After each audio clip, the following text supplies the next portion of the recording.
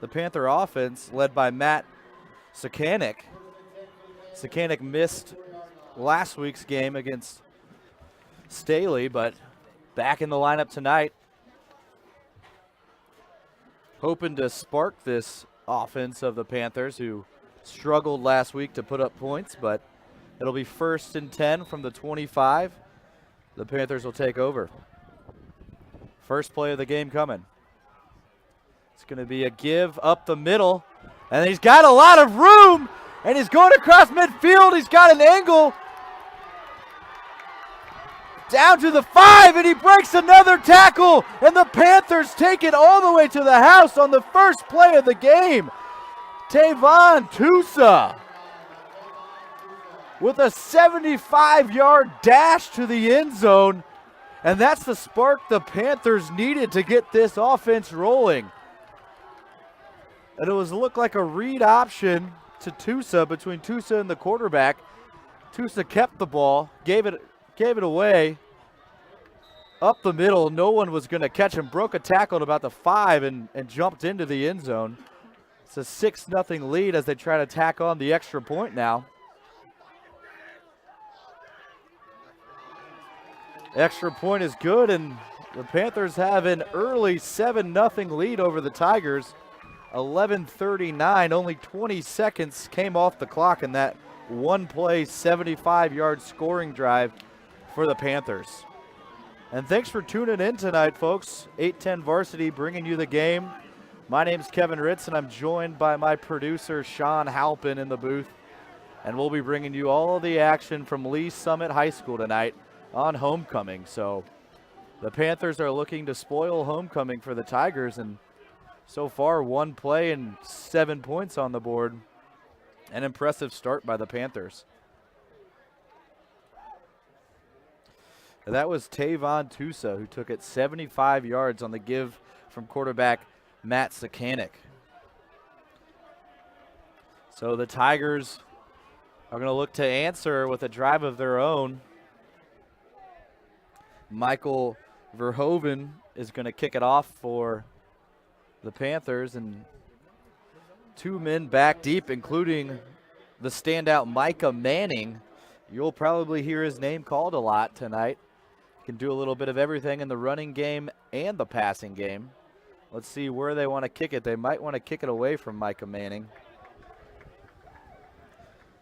And that's Nate Morsey joined back there with Micah Manning.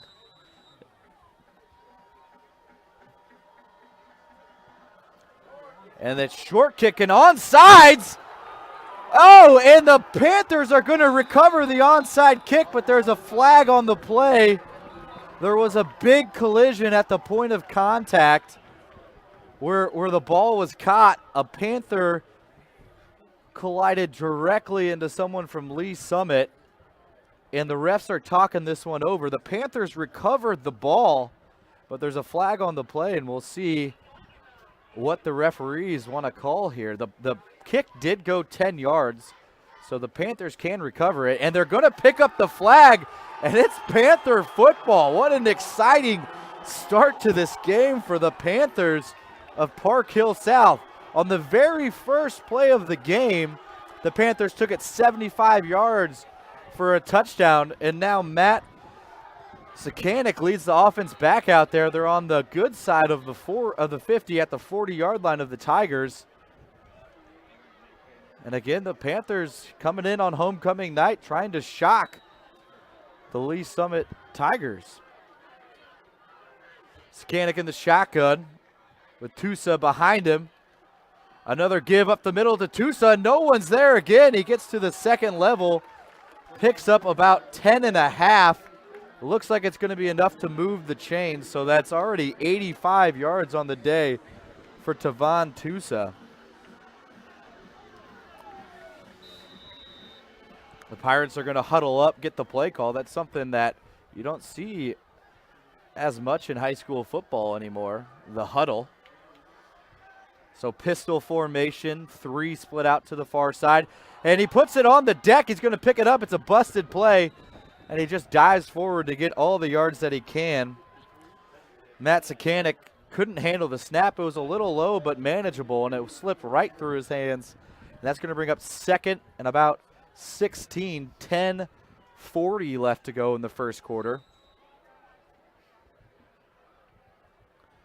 And it's already 7-0 Park Hill South. So again with the pistol formation, twins to the left and to the right. A good snap this time. Coming to the near side on a hitch route, hit the receiver in both hands, but he couldn't come up with it. The intended target was Nathan Sharp, the junior, but he was unable to haul it in on the play.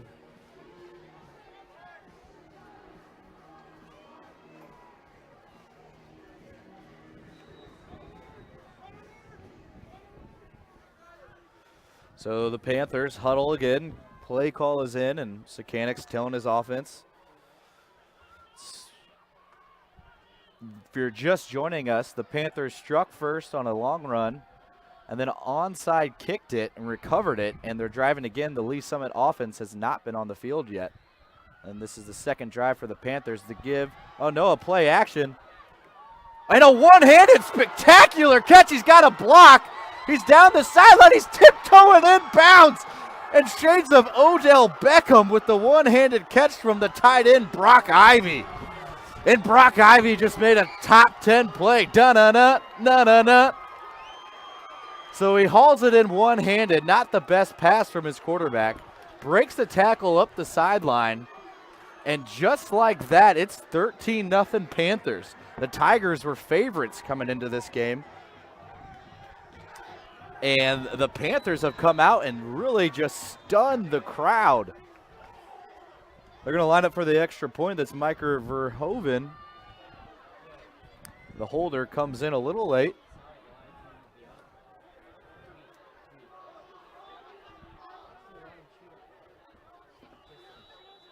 We got some movement on the line, I think, and we're going to have an offsides here. So, and the lights just went out.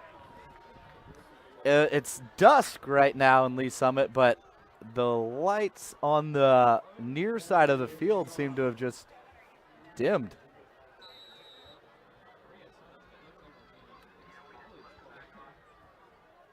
So moving it a yard closer, and extra point. Good snap, good hold, kick is up and good, and that's 14-0 for the Park Hill South Panthers. And just like that, a 2-touchdown lead before the Lee Summit offense has even had a chance to come out on the field. 10 minutes left in the first quarter. So 5 minutes, 2 touchdowns for the Panthers. The first coming on a 75-yard run by Tusa. And the second coming on an outstanding grab by the junior Brock Ivy. A one-handed grab down the sideline, broke a tackle, tiptoed, and found his way into the end zone.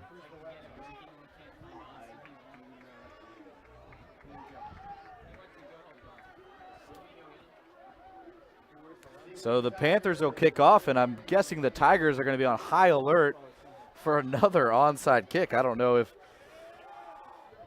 Park Hill South would be so brave to try another onside kick, but so far they're keeping the Tigers on their toes. Again, we've got Micah Manning deep for the Tigers, an explosive playmaker. And we'll see if they try to angle it away from him or try another onside kick.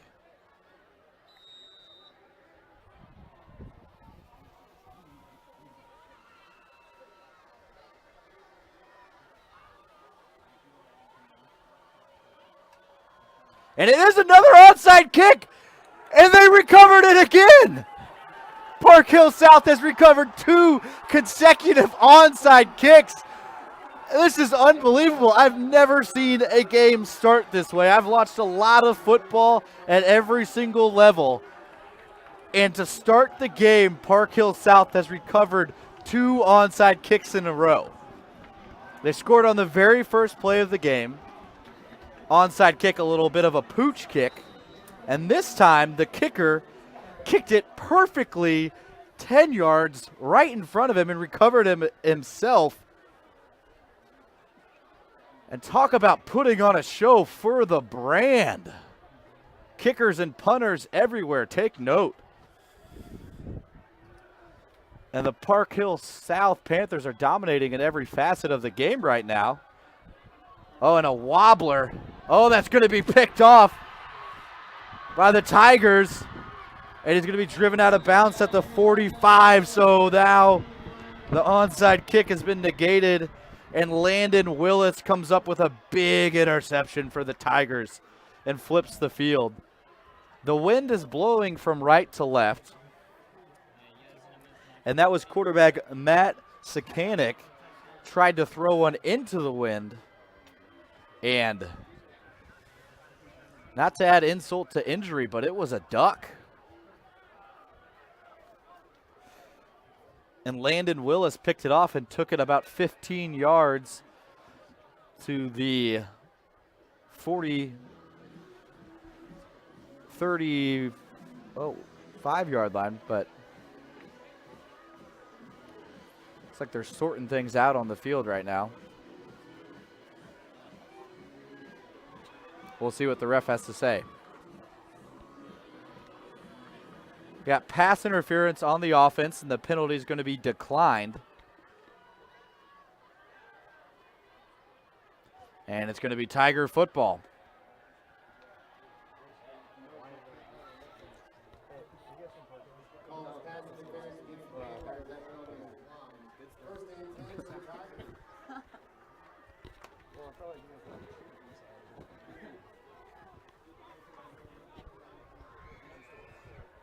And so the Tiger offense gets to come out for the first time. And we'll see who's at quarterback.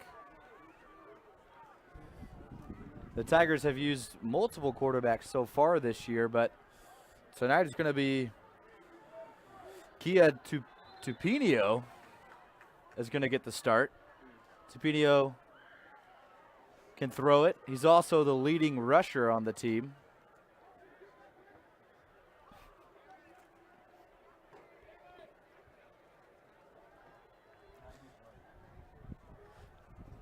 And the refs are still talking things out, but Tupinio's had a good start to the season so far.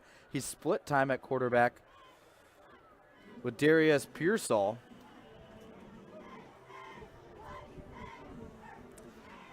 And he's going to be joined in the backfield by Micah Manning to start the game as well.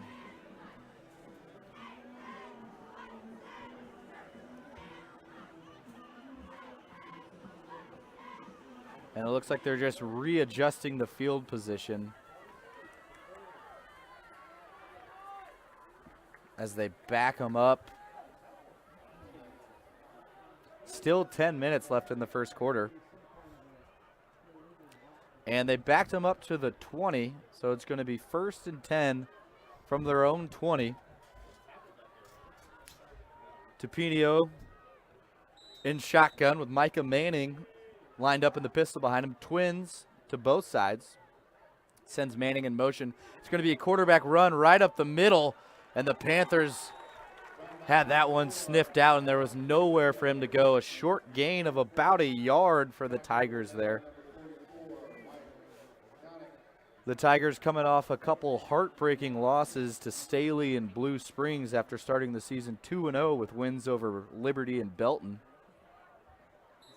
So a bounce-back game for the Tigers here. And things didn't start out so great. It's already 14-0 with 9 minutes left, and this is the first time they've had their offense on the field.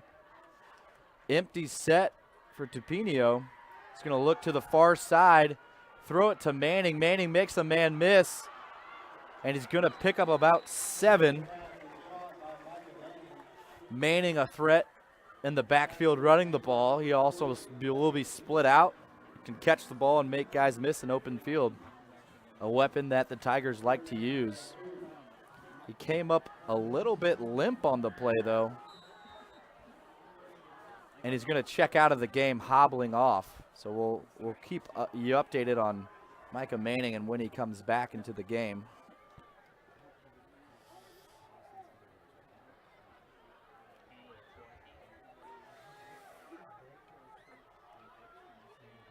So it'll be 3rd down and 2 for the Tigers here at the 28. And we got a whistle. And it looks like it's going to be delay of game on the Tigers. So a sluggish start so far for the Tigers. Caught off guard twice with onside kicks, and now a delay of game penalty on their first drive. So that'll bring up 3rd and 7 from their 22, and it's going to be Darius Pearsall who checks in at quarterback. He throws more often than Tupinio. Tupinio was lined up at running back, though. Throw on the out route to the near side. That throw was intended for Jaden Moore, but it's incomplete. Penalty flag on the play. Looks like we got an illegal formation on the Tigers. And the Panthers are going to go ahead and decline it to bring up 4th down, and we'll see if the Tigers are going to send out the punt team. And yes, they are going to send out the punt team. So the Tigers bounce back from the onside kick with an interception to get the ball back, but they go 3 and out as the play stalls, and a very unique punt formation, and that's Tupinio in the backfield, so everyone on your toes. But he's going to get off a great punt, high spiraling. It's going to be taken at about the 30.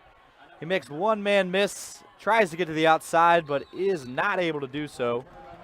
Gain of about 9 on that return to the 39, but we've got some more laundry on the field, that yellow laundry, and we'll check in with the referee to see what we have here.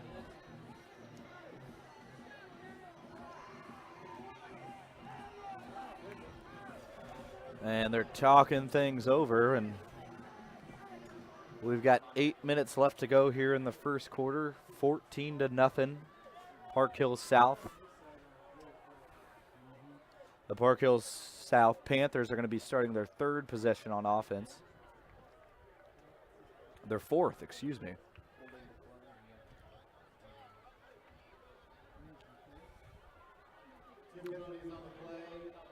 There are 2 flags on the play.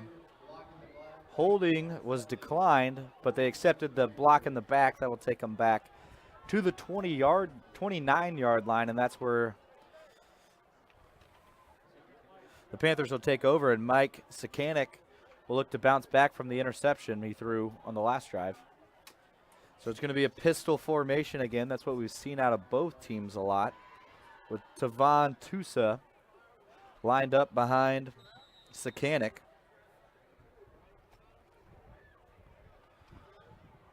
Sakanik gets the snap, and the give is to Tusa, and the Tigers are all over it. Going to drop him in the backfield for a loss, and it was a surprising quick start for the Panthers. The Tigers' defense has been their strength this year. They returned 9 starters on defense this year. But so far, they've been susceptible to a couple big plays. Let's see if they can settle in and come up with another stop here. It'll be 2nd down and about 11. Twins to the near side. Again in the pistol. He's going to fake the handoff and throw the out route. It's high. Going to be incomplete. Intended for Brandon Denny on that play.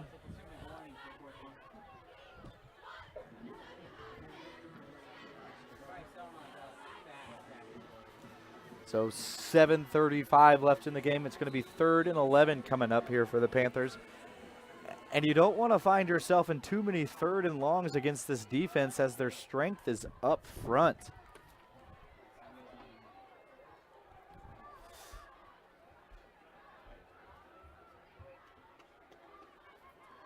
As Felix Nduke is one of their top pass rushers, and he's getting after the quarterback, and a pass over the middle is going to be completed, and forward progress is going to give him the 1st down. So a good throw by Sakanik on a post route. And there goes that man again, Ivory Brock, who already has 1 catch for a touchdown tonight. So Brock picks up 12. He needed 11. It's going to be 1st down and 10 now for the Panthers.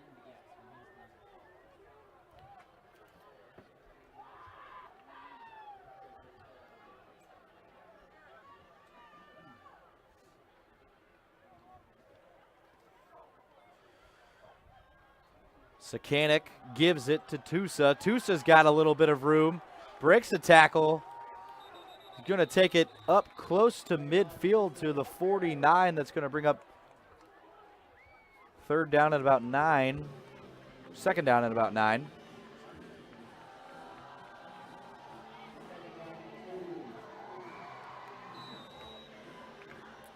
Park Hill still leading 14-0. 2nd and 2, ball on the 49. The Panthers have picked up 1 first down on this drive. The Tigers are looking for another stop. They turned them over on the Panthers' last drive, a big interception by Landon Willis. And the give is, the ball's on the deck, and the Tigers scoop it up, and he's got a convoy to the end zone. That's a touchdown for the Tigers. Michael Garozzo with the scoop and score. And that's the break the Tigers needed to get things going. A poor exchange between the quarterback and running back on that play. They had a new running back check in for the Panthers, Jared Abbott. And there was not great ball security displayed there, and they put it on the deck. Garozzo saw it, scooped it, and took it about 40 yards for the score. And now you can see the momentum starting to turn towards the Tigers as they force consecutive turnovers by that Panthers offense. So extra point time for the Tigers. Kicking is going to be Jacob Mrachik. Good snap, good hold, kick is good. And they cut the lead in half. It's 7-14. Park Hill South over the Lee Summit Tigers.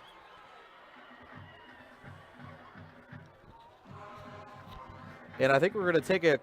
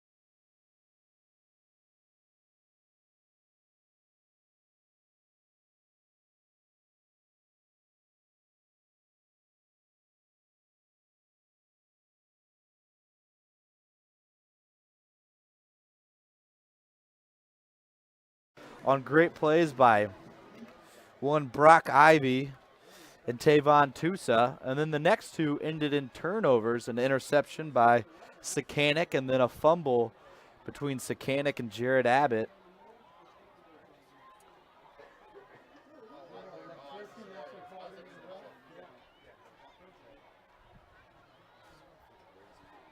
So we're going to stand around here and we're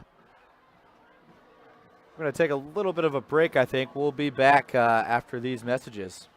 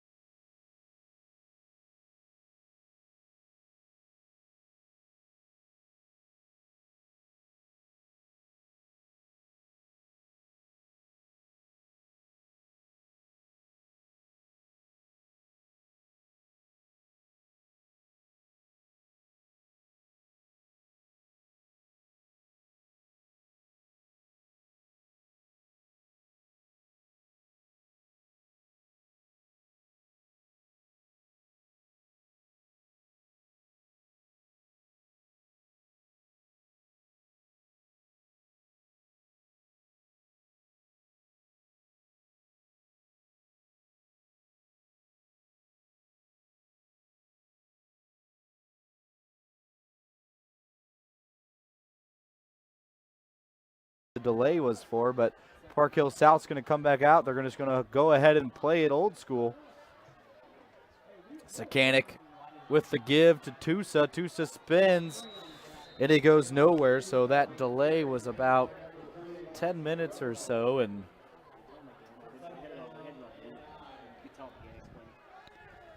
so we're back here at Lee Summit, and we had about a 10-minute delay because half of the stadium lights aren't working, and it's still dark out there, but we're going to go ahead and play now, and there's 5 minutes and 40 seconds left in the first quarter here still. 14-7, the Panthers lead. Sakanik's going to keep it for himself. That's Anudike causing some problems in the backfield. And number 53, that's Tyler Terrence, who came up with the tackle. And that's going to bring up 3rd and 11, where on 3rd and long, the Panthers haven't fared so well. Last drive, they picked up a big completion from Brock Ivy and got 12 on 3rd and 11. Maybe want to dial that play back up, look to Ivy. That's where Sakanik has found most of his success through the air. So 3rd and 11, 4:45 and ticking in the first quarter. Let's see if the Tigers dial up pressure, and it's going to be a play-action pass. He's looking to the far side with a deep pass. It's going to be overthrown and incomplete to the intended receiver on the far side. And the intended receiver was Dawson Owens. Could not catch up to that one, though. But a better ball thrown there by Sakanik, so looks like he's finding a rhythm, completing the big 3rd down this drive before, and then just missing on that deep pass. So the Panthers in punt formation are going to get this one off, and it's a wobbly end-over-end kick, and they're calling to get away from it, but it takes a good Park Hill South bounce all the way to about the 32 of the Lee Summit Tigers. And that's where the Tigers will take over, and it was Kaya Tupino who started the game at quarterback, spelled momentarily by Darius Pearsall. You'll see the two flip back and forth, and when Pearsall comes in, you'll most likely see Tupino move to running back. Pearsall is who you're going to see throw the ball more often, and Tupino is the guy who's going to be asked to do the heavy lifting and carry the ball. So Tupino lines up behind Pearsall on this one in the pistol, and the give, and it's actually a play action, and it's thrown deep, and he cannot come up with the interception. It was well played by the safety, Charles Warren of the Panthers. And I guess that's why they have the old saying, that's why he plays defense, because it went right through both hands. Charles Warren couldn't come up with the interception, so it's going to be 2nd and 10 now for the Tigers on their 34-yard line. Motion man is Manning, and he's going to get the give on the jet sweep. He's got some room, turns the corner, and a nice pickup of about 12 yards for Micah. Micah Manning has been lined up all over the field already in the first quarter tonight at running back and receiver.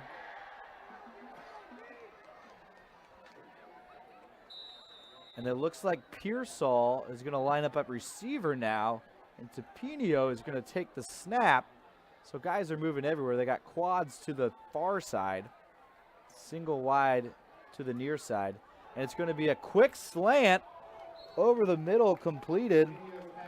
That's Jaden Moore. So Jaden Moore gets his first catch of the night for a gain of about 9. It's going to bring up 2nd and 1. Tupino, who they don't ask to throw the ball as much, puts one on target there, and he'll remain behind center in shotgun. Brings a man in motion, and he's going to look that way again with a pump fake, and he's going to go up top. He's got a man, and it's just past his outstretched arms on the dive. He went back to Moore again on that one with a little bit of a slant and go there. So they had success on the slant, tried to get the D-back to bite, but he really stayed home and stayed in his hip pocket.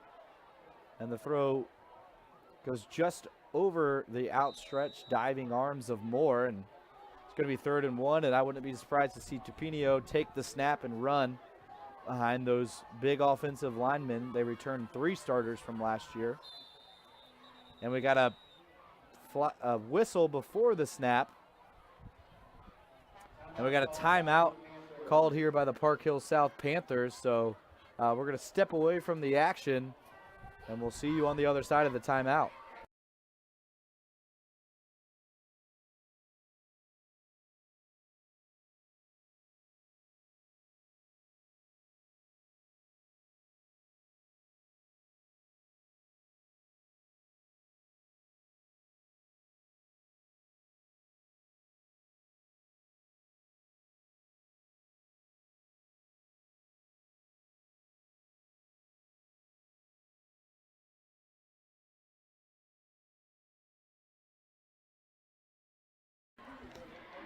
And welcome back to Lee Summit. You're looking live at the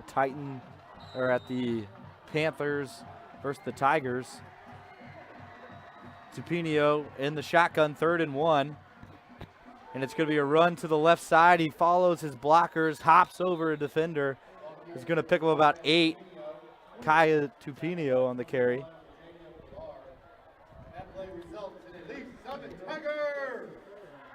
That's going to be a first down for the Tigers with 3.5 minutes remaining here in the first quarter. Tupinio will stay at quarterback. And I say that because him and Pearsall have been switching off, and that's who he's going to bring in motion is Pearsall, and he's going to hesitate and then take it up the middle, break a tackle, break another tackle, and stumble forward for a gain of 15. Kaya Tupinio on his 2nd straight carry with another big chunk play. Able to pick up some big yards, and that's a first down for the Tigers as they keep driving, and they'll keep leaning on Tupinio. They have not changed formation for the last 3 plays. And we'll see if we see another run play. And we're going to see a sprint out to the right and a throw deep down the far sideline. It's going to be defended well by the Panthers and incomplete, out of bounds.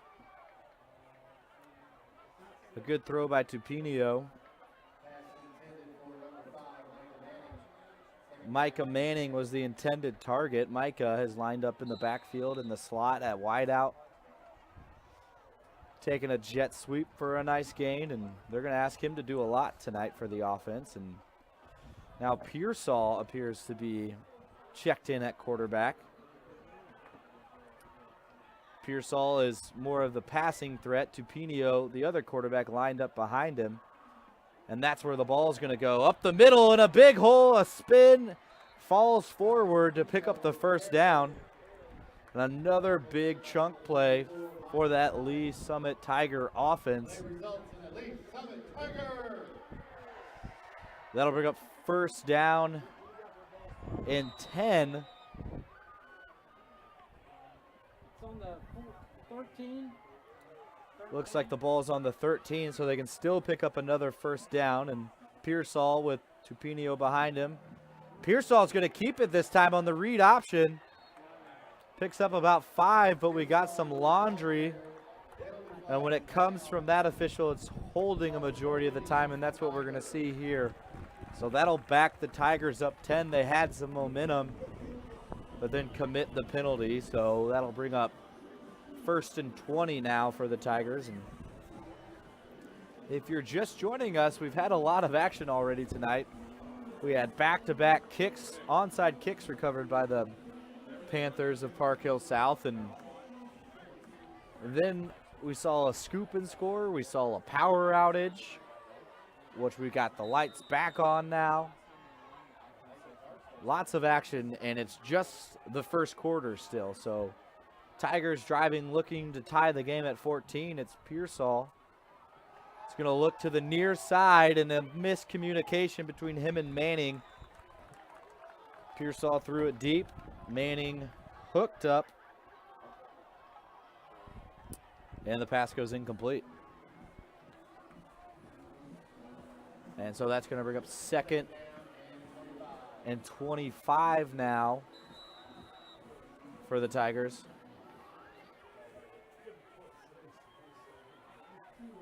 So it's Pearsall with Tupinio behind him, and they're going to roll out to the right and dump it off. He's got his man, and he looks like he's getting 15 back to the original line of scrimmage. That's Layden Willis with the reception.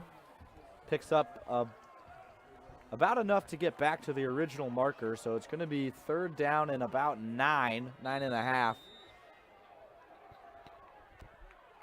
And we'll see who's lined up at quarterback for this play. It looks to be Tupinio. Tupinio spent the last 2 plays at running back, but here he is behind center in the shotgun. And the give is going to be on the jet sweep, but it's a little bit of trickery. So the jet sweep was to the quarterback, Pearsall, who then looked to throw. He had a receiver blocking and not looking for the ball. He had pressure in his face and just had to get rid of it. So that'll bring up 4th and 9, and we'll see what the Tigers want to do here, if they want to go for it, or it looks like they're going to kick the field goal here. And that's going to be Jacob Mracek lined up to kick it. It's going to be a 30-yard field goal. Good snap, good hold. Kick is lasered to the left, and it's no good. So a good drive by the Tigers, but they come up empty with no points on the missed field goal. So the score remains 7-14. The visiting Panthers in the lead. 1:40 left to go in the game, and the Panthers will take the ball over at the 20-yard line. So they have 80 yards to go to try to make this a 3-score game.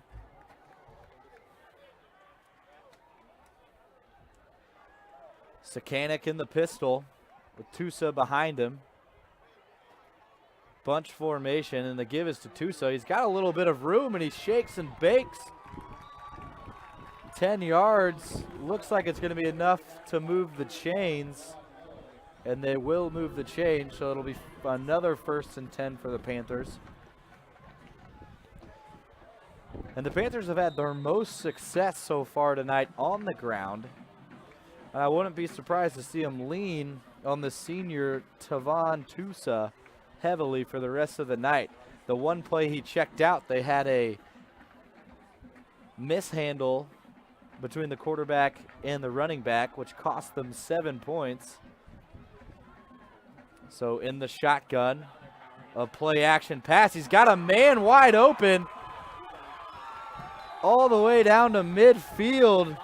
A big gain for the Panthers, and that's Braden Denny with the pickup, and Braden came from the far side across the middle, caught it, went up the sideline near side for a gain of about 20.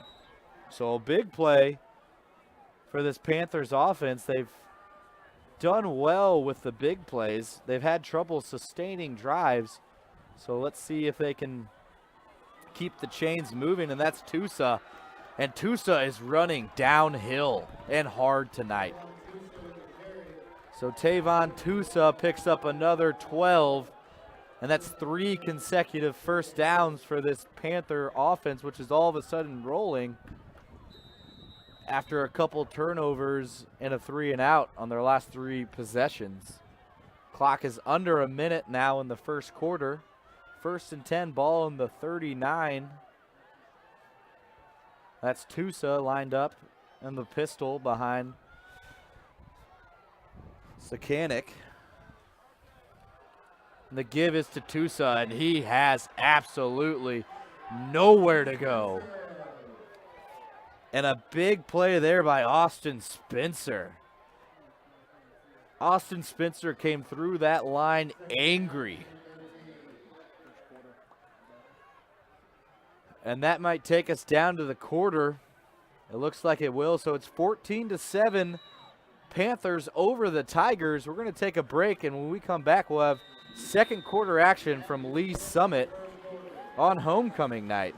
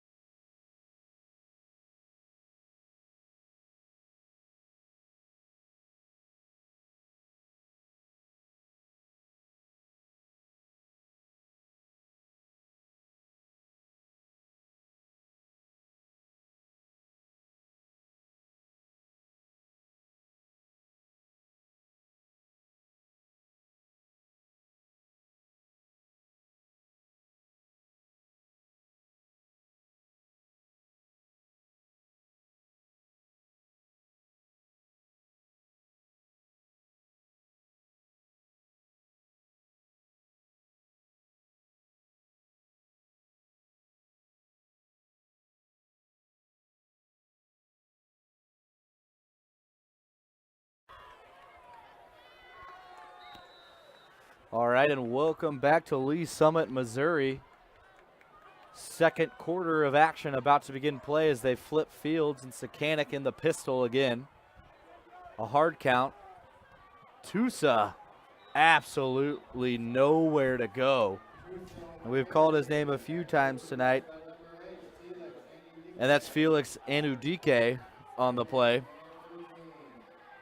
Felix, one of the standout players on this Lee Summit defensive line. Difficult to block. Long arms. Gets separation from the offensive lineman and has been in the backfield a lot tonight. So that's going to bring up 3rd and 14. Tigers a chance to pin their ear back and go after the quarterback here. Short drop and a short throw to the far side on about a 5-yard out route when they needed 14.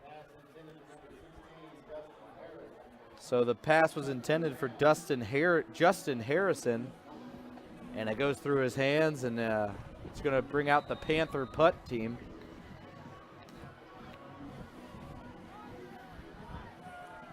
Deep for the Tigers with his heels on the 10 is Layden Willis. Good snap. A short end-over-end punt. And it's going to take a Tiger bounce and end up being downed at about the 20-yard line. So the Panthers had some momentum on offense, picking up 3 consecutive first downs and then stalled. Forced to punt right after the second quarter began. And so the Tigers will take over on their own 20, trailing 7-14. Still a lot of football left to play. And I've liked what I've seen from the Tiger offense since that slow start. A lot of Tupinio, a heavy dose of him running the football, and I think that's going to be the key to success tonight. That's where they've picked up the most yards. So it is Tupinio to take the snap, stutter steps,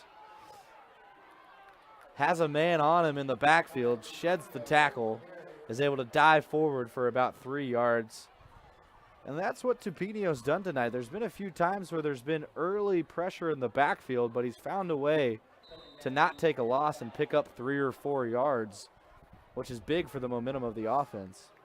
So they're going to give him a good spot, and he actually picked up 5, which will bring up 2nd and 5.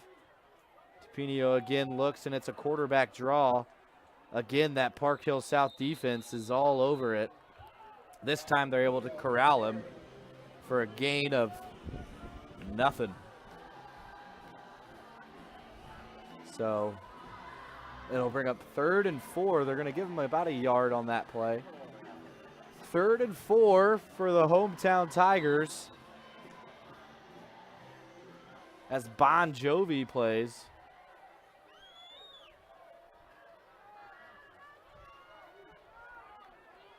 And that's going to bring in the passing quarterback, is Darius Pearsall. And Pearsall takes the snap. He's going to throw a little flat route to the near side to Micah Manning. And that's going nowhere. But we've got a flag on the play. We'll check in with the referee to see what we've got. Got an illegal motion, it looks like, on the Tigers. We'll see if they want to decline it or back them up.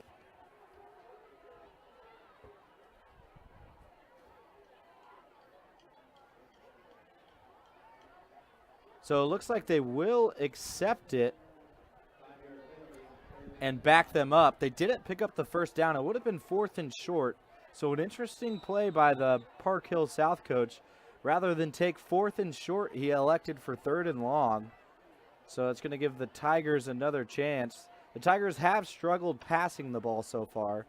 So you figure the Park Hill South coach was a little bit worried about that running game and would rather have them backed up 9 yards on 3rd down than 4th and short where they could go for it. So that's Pearsall behind the center. He's going to look to his right, back to his left, setting up a screen play. And the screen play is not going to go anywhere, but we've got a flag in the backfield. That's going to be a personal foul, roughing the passer on the Panthers, and that's just a mistake that you can't afford when you're an underdog on the road on homecoming night. Mental errors like that are going to come back to bite you. So it was 3rd and long. The Panthers had them stopped, but they commit a stupid penalty, roughing the passer, which is going to be an automatic first down and 15 yards for the Tigers. So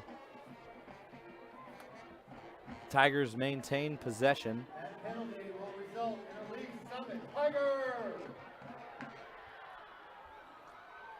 And it's a gorgeous night out tonight. Perfect weather. Exactly what you look for on a Friday night. Sounds of the band and the crowd. It's Americana. It's beautiful. 1st and 10 now for the Tigers. 9 minutes in the second quarter remaining. It's going to be Tupinio to throw, and was it a backwards pass, or no, they're ruling it incomplete. So it was dangerously close to a lateral on that swing pass, but they're going to call it incomplete, which is fortunate because that'll just be 2nd and 10 as opposed to 2nd and long where the ball trickled out. So that'll be 2nd and 10. Again, the Tigers are still struggling to find rhythm in the passing game. They've done nicely so far running the ball. Pearson's going to be behind center with Tupinio behind him at running back. And they're going to try to look right, set the screen left. Pearson had pressure in his face and threw it in the ground. And it looked like the Panthers had pressure in the face of Pearsall again. This time smart enough to pull up and not get the roughing the passer. So that'll bring up 3rd and long, and we'll see Pearsall again at quarterback. Twins to the near side. Tupinio in the backfield. And they're going to go ahead and run the ball on 3rd down, try to surprise the Panther defense, but they were at home and ready for it. And the Panthers defense is holding strong. High-powered running attack from Lee Summit is stopped there and going to be forced to punt, and that's going to be Jared Abbott deep for the Panthers. And a little bit of a surprise here with the score so far. The home favorites, the Tigers, are struggling to put points on the board on offense. The only touchdown for the Tigers came via the defense. Another good punt, spiraling, angled to the far side, and it's going to go out at about the 26, 27-yard line, we'll call it. So that'll bring back out Matt Sakanik, who's thrown an interception tonight, thrown a touchdown pass, and engineered another touchdown drive. So we'll see if they can put it all together. The Panthers have been scoring on big plays. They haven't been able to sustain a drive for a touchdown. But we'll see if Sakanik and Tusa can change that here. And it's going to be a fake handoff and a little screen to the near side. That's going to be Brandon Denny on the catch. Tackled by number 21, Oman Muhammad. That's going to bring up 2nd down and 1 for the Panthers. Sakanik hurt last week and couldn't play, and they were handled easily by Staley, but Sakanik back this week. And he's just got to get rid of it, and right into the arms of a Lee Summit Tiger defender, and that's going to be 6 points for the Tigers. Zachary Smith said, "Look what I found." And Zach Smith just had one dropped right into his lap and took it back for 6. We've got a penalty flag on the play. It'll be interesting to see what this one is for. See if the touchdown stands. If it stands, that would be the 2nd defensive touchdown of the night for the Tigers. We've got a personal foul and a targeting on Lee Summit. I believe it was after the interception. and the Tigers should remain with possession, but no touchdown. So it was an interception, then a personal foul after the interception. So they'll mark them back 15 yards from the spot of the foul. And I believe it'll be Lee Summit ball. Almost a personal foul targeting against the Tigers. It'll be first and 10 from the 50-yard line. So that'll bring up first and 10 from the 50-yard line for the Tigers. Just under 8 minutes left to play in the half. Tigers looking to score their first touchdown on offense tonight.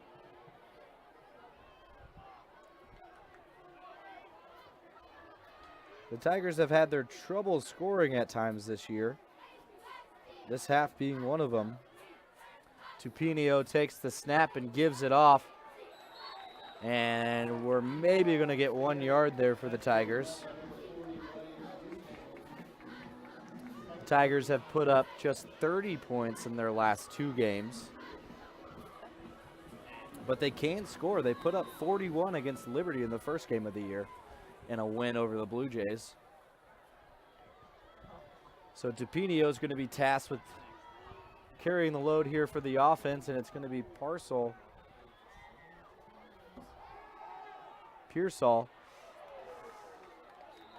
And that's going to be a gain of about 4 on the play.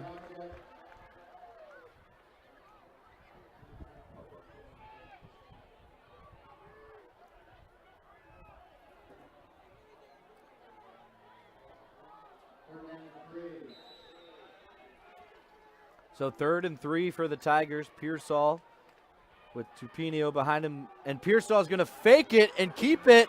And he might have some room. And wow, he fooled everybody there except our cameraman. And that big play of about 25 is going to be a first down for the Lee Summit Tigers. So Pearsall stuck it in the belly of Tupinio, pulled it out, kept it, sprinted to the outside for the big gain. And this one's going to be Tupinio, and he might have the corner, and he does! And that's a touchdown for the Tigers!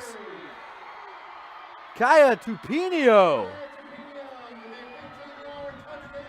with a 15-yard touchdown run, and the Tigers can tie it with an extra point here and come all the way back from 14-0. As the band plays the fight song, Tupinio goes and runs to the sideline to celebrate with his teammates. And a turnover by the Panthers leads to a 15-yard touchdown run by Tupinio. The kick is up as good, and the game is now tied at 14 with 6.5 minutes left to go in the half. And they're shooting fireworks off here in Lee Summit. It's homecoming.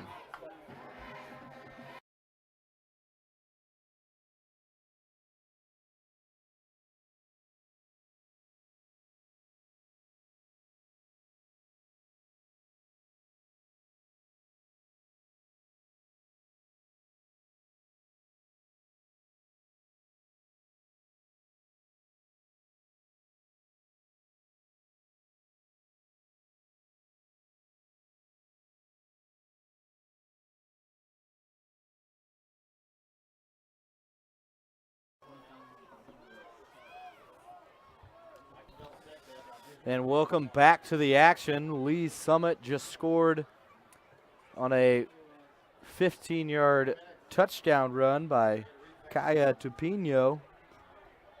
Extra point was missed.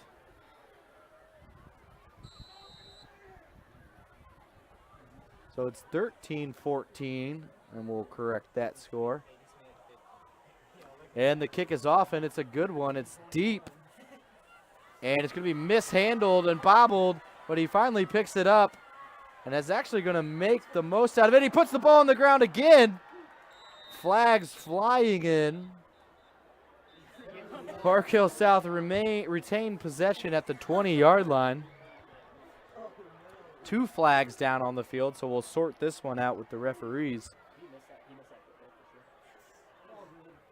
Oh. So it's 14-14. Had some confusion on the extra point. But we've got it. We've got it now.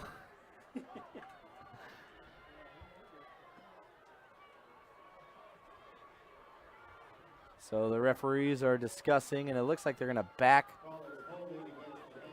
Park Hill South back 10 yards, holding against the Panthers on the return. So now the Panthers are struggling to find any momentum. They just turned it over, gave up a touchdown, and then you have a penalty on the ensuing kickoff and start deep in your own territory. That's a recipe for disaster with this hungry Tiger defense looking for a third turnover. So Sekanic with Tusa behind him. The give is to Tusa. Makes a man miss, and he's going to fall forward, picking up about 2 yards after dancing around in the backfield. So that'll bring up 2nd and long. 2nd and 8 for the Panthers. Sekanic huddles the team, calls the play. They break the huddle. You'd like to see Brock Ivy get back involved in this offense. He's had a couple big plays, and they haven't gone back to him. So there's Sekanic, and there he, and he's going to break away from the tackle. And Andrew Dike had a mitt on him, just about dragged him down with one arm. Sekanic escapes that, but couldn't escape the rest of the Tiger pack. And they wrestle him down for a loss of about 3. It's going to bring up 3rd and long. And the ball is on the 10-yard line, so dangerous territory here for this turnover-happy defense. Sekanic, we'll see if they let him air it out or if they play it safe and keep it on the ground with Tusa. I wouldn't be surprised if they kept it on the ground with Tusa here. Oh, Tusa out of the backfield. It's going to be a screen pass. And a good block by the... Oh, there's going to be a block in the back called on it, though. Nathan Sharp on the reception. They had a guard getting out there to block the cornerback, but it looks like he hit him in the back. And so that's going to be a block in the back, and we'll see. It'll bring up 4th down. So the penalty will be declined. And so it'll be 4th and long, and it looks like the Panthers are going to send out the punt team. And the punt team has struggled tonight for the Panthers. Their punter has had a couple end-over-end kicks not go very far. He's got the wind at his back this time, but he has struggled so far tonight. They've got 2 men deep for the Tigers.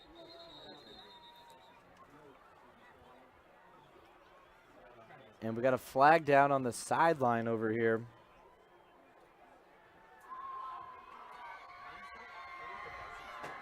And there's some words being exchanged between the referee and the Park Hill South head coach. And Park Hill South has got the timeout in before the delay of game. They must have been trying to get the timeout. So 4:33 left to go. The Panthers are about to punt.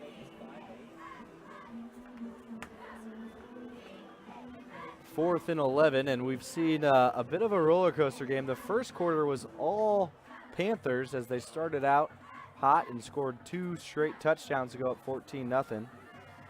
Lee Summit responded with a defensive touchdown of their own. And then on their last drive after a turnover, were able to punch it in on Tupinio's 15-yard touchdown run, and that's how we've got it all knotted up here at 14. 14 Tigers and Panthers here in Lee Summit on homecoming night. So there's the second whistle. That'll bring both teams out of the timeout. The Tigers are going to send Landon Willis deep. Landon Willis is back there with Jarquez Brinkley. Low snap, he gets it, and this is a better kick, still end over end, but sends him all the way back to his 45, but he might have outkicked his coverage a little bit, as Willis has a good return of about 15 yards across midfield to the 40-yard line of the Panthers. So good field position here for the Tigers as they take over with just over 4 minutes remaining here in the second quarter.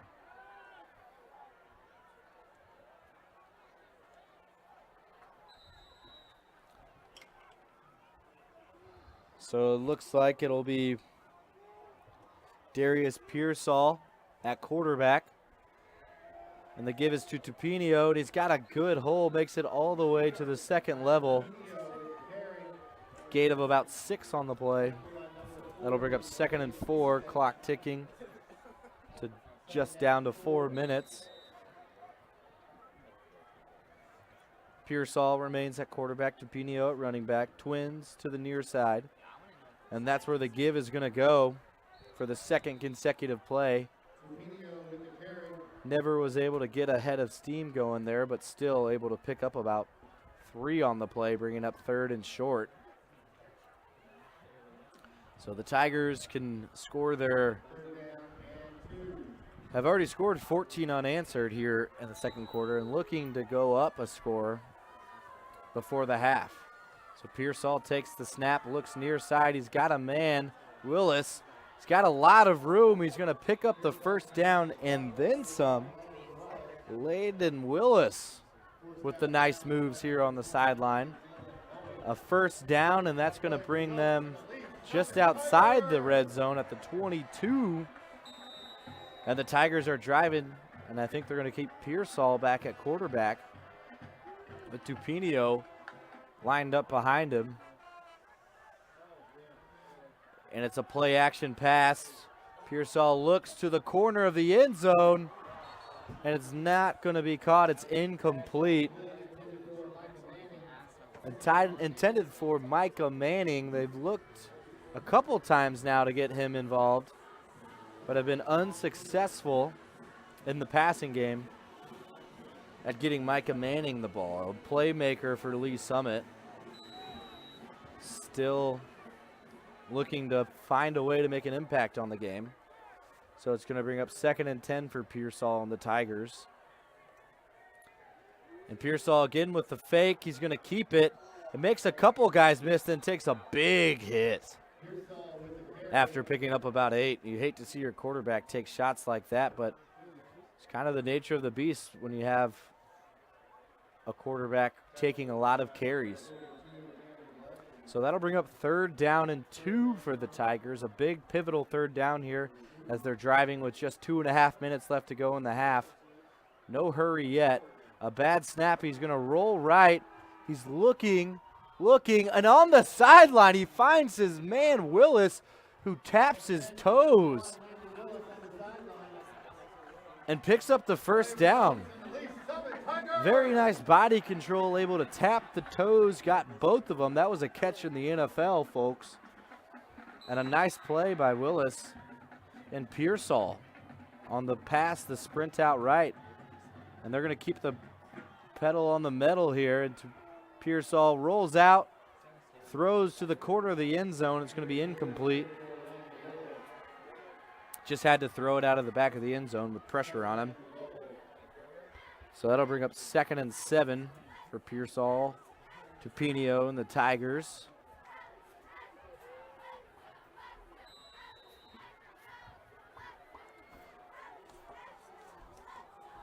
So we'll see what head coach Eric Thomas wants to do here.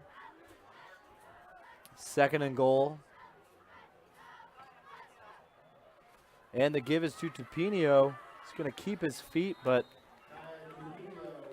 not go anywhere. And that'll bring up 3rd and goal from the 7.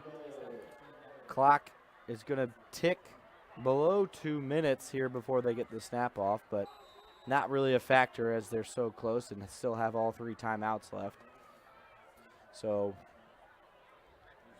we'll see if this is 4 down territory or not. or if the Tigers can just go ahead and punch it in right here. Play clock's under 10, and they don't seem to be organized. So Coach Eric Thomas and the Tigers are going to take a timeout with 1:47 left, and we're going to step away and take a break.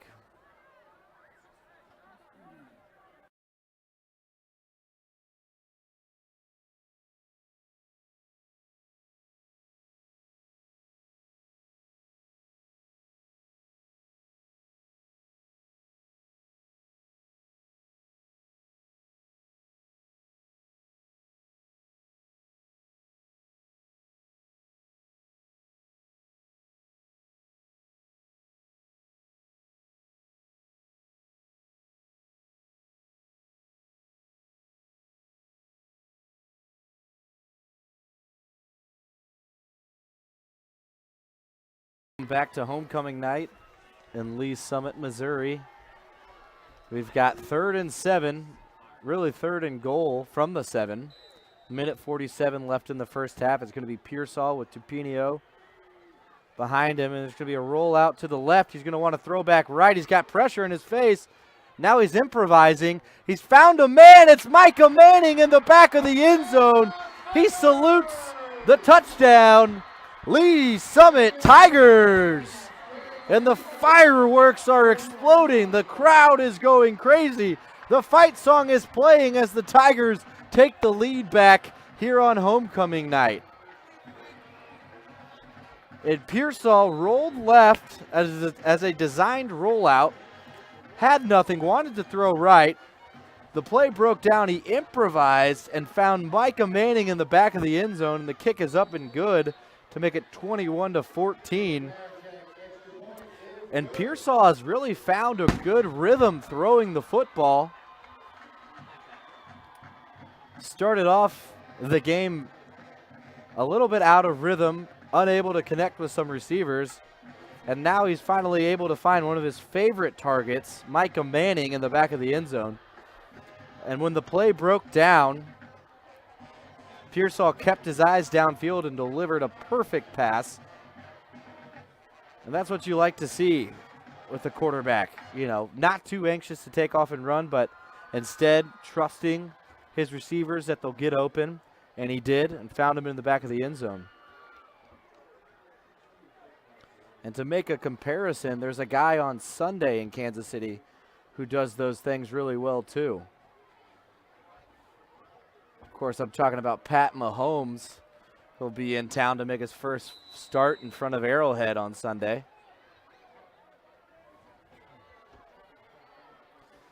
But 1:30 left in the first half as the Tigers are going to kick it off to the Panthers. A short kick. And it's going to be fielded about the 30. And the upback's got some room, and he takes it all the way up to midfield. That's going to be Jared Abbott on the return for the Panthers, and Abbott looked fast on that one. He was ready for it. A similar kick to what they did last time when they were more unprepared for it, the Panthers. And so now he's able to give them good field position with 1:30 as the Panthers go to try to tie this thing up at halftime.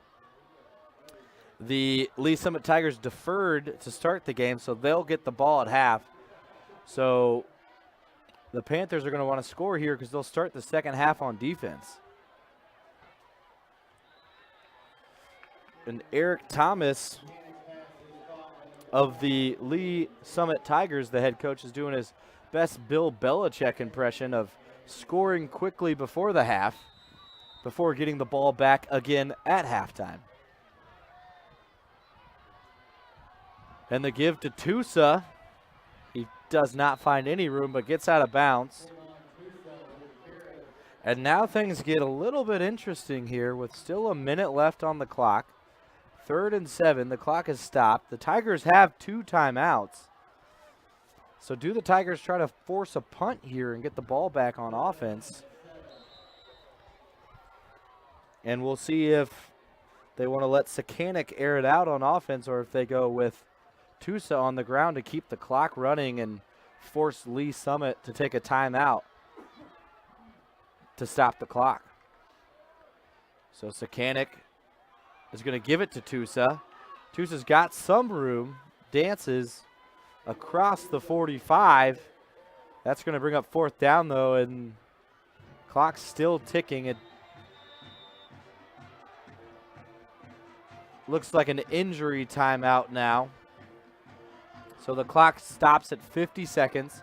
It'll be 4th down for the Panthers when we come back after this message.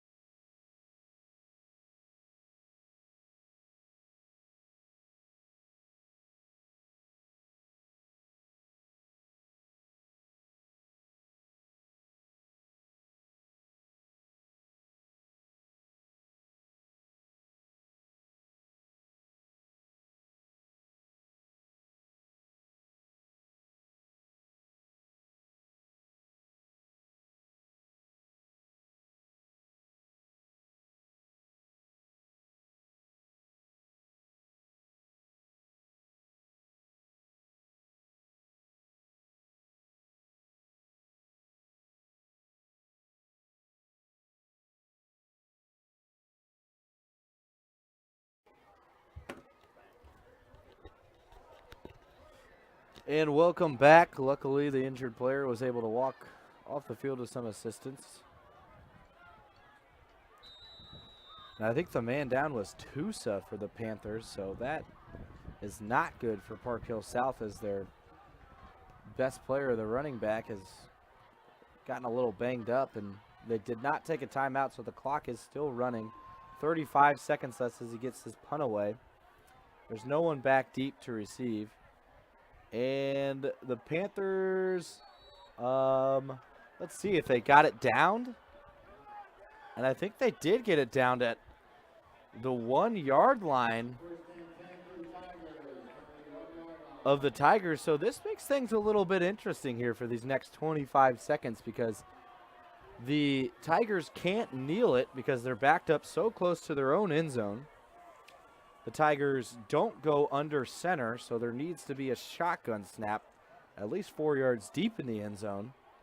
So things could get messy here if the Tigers aren't careful. They want to protect this lead going into halftime. So we'll see what they do here. Looks like Pearsall with Tupinio behind him in the shotgun. He's going to take the snap, and they're actually going to throw it to the right side. He's got a little bit of room, shakes, hold on to that football, and he does. And that's going to be a gain of about 8. Landon Willis on the reception. He's been busy tonight. And that's going to take us to the end of the first half, I believe. Yep, as the clock winds down and hits 0, it is Tigers 21 and the Park Hill South Panthers 14. So we have homecoming here tonight, so there will be some festivities at halftime, a show by the band. So we might have a little bit of an extended halftime. They put 20 minutes on the clock, but we'll see how long that lasts, and we'll see you in the second half.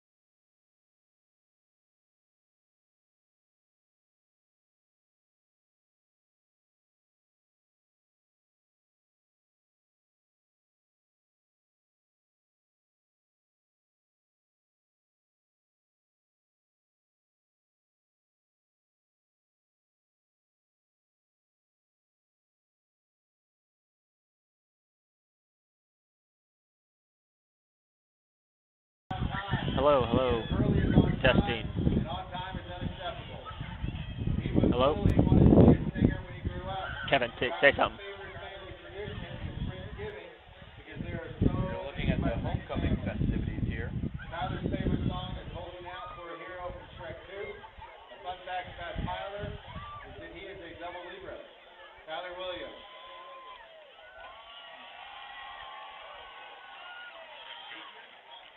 Hello? Our 2018 homecoming king You heard me? and queen are being crowned this evening by last year's Okay, here we go. Sam Jennings and Queen Izzy Shackelford.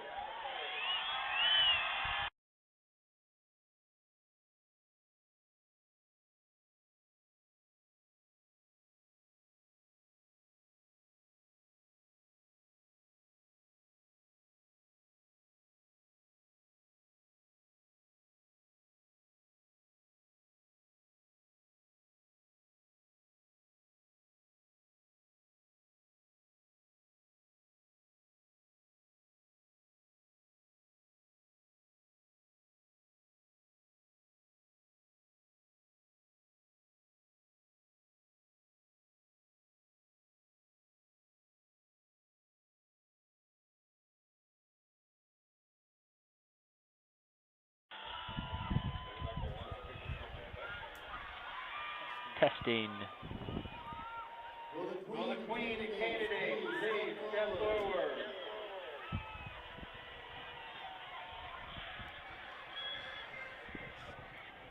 Your 2018 homecoming queen is Testing. Kirsten LaRue. Testing. Kirsten LaRue, homecoming queen. Can you hear me now? Is it still there?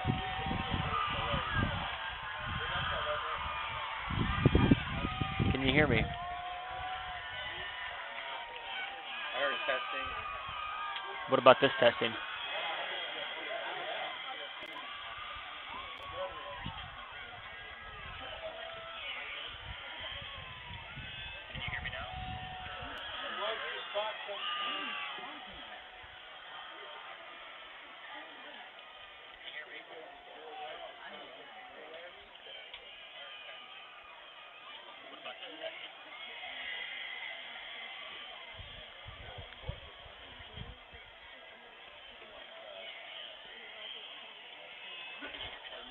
I think it's still on.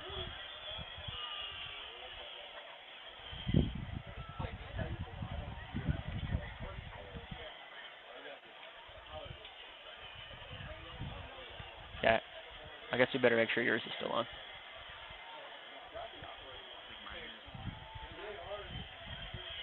Yours isn't?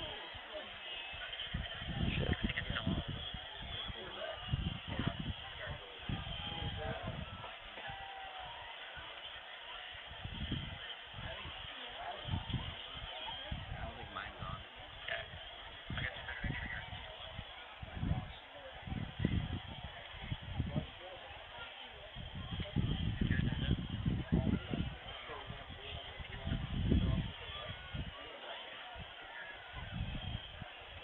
Alright.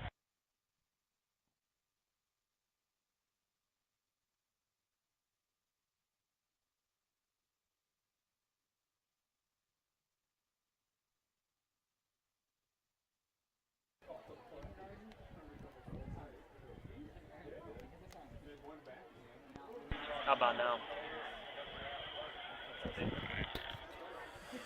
Testing halftime here at Lee Summit versus Park Hill South.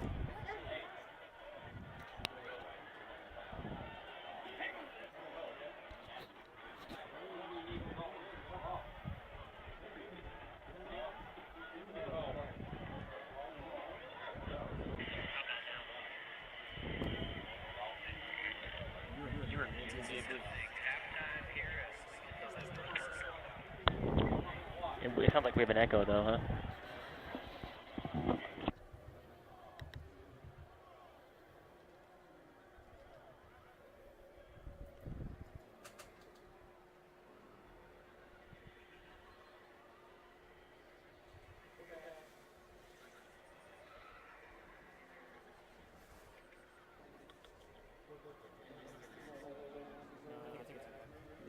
picking up this.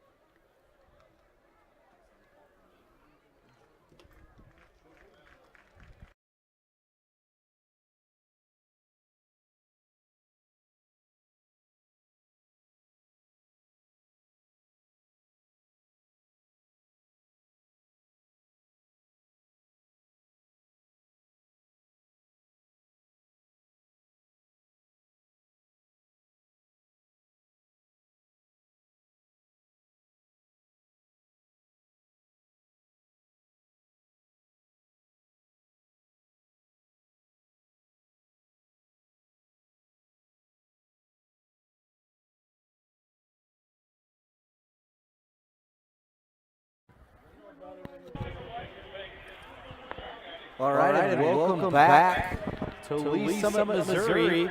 Homecoming night here for the Lee Summit Tigers. And so far, we've had a back and forth battle in the first half.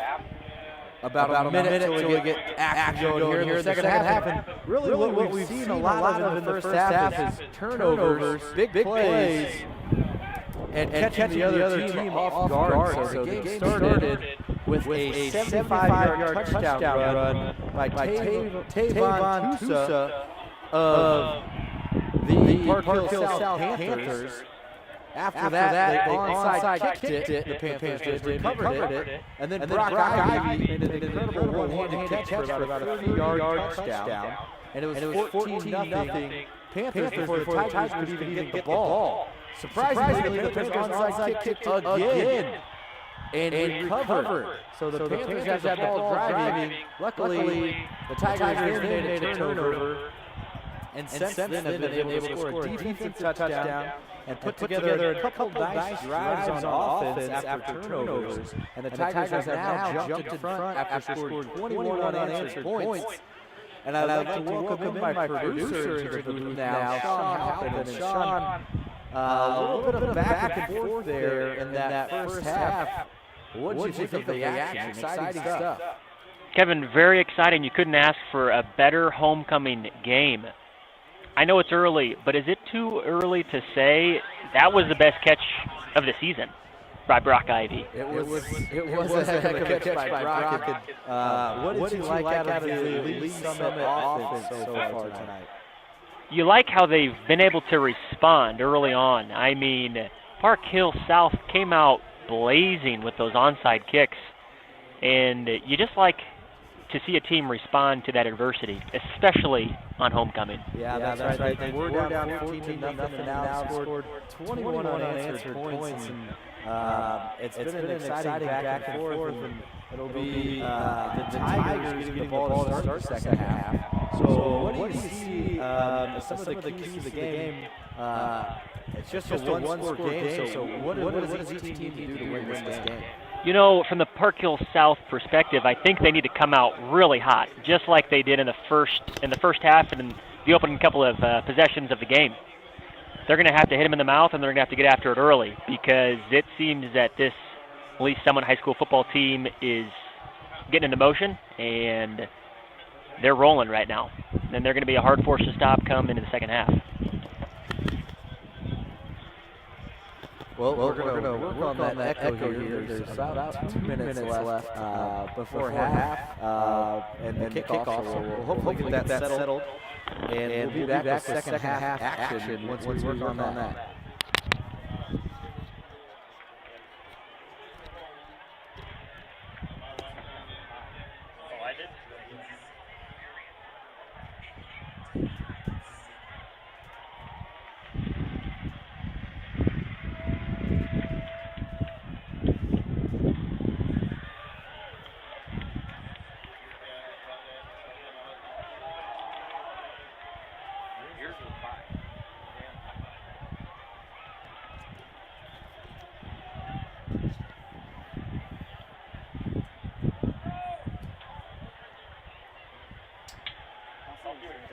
So we're just going to try to work through some technical difficulties here, so bear with us. Still a minute left before this half starts.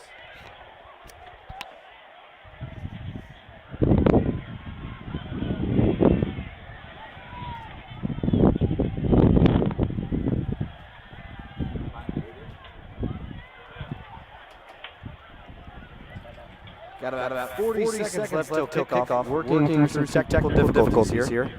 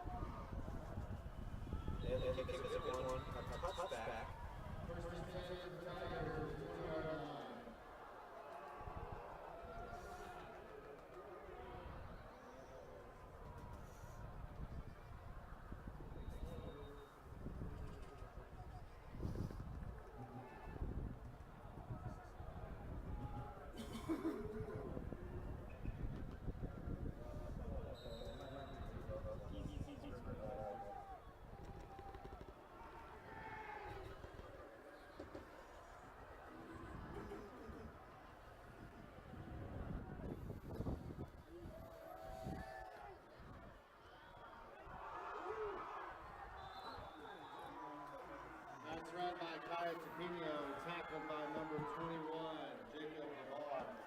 That play results in the lead Summit Tiger.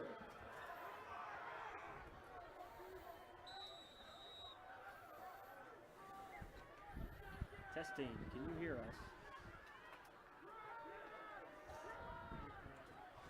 So hopefully we've got the audio back as we bring you second half action. Tackled by number 40, Blaze Houston. And we're back here in the second half, so Tigers got the ball to start.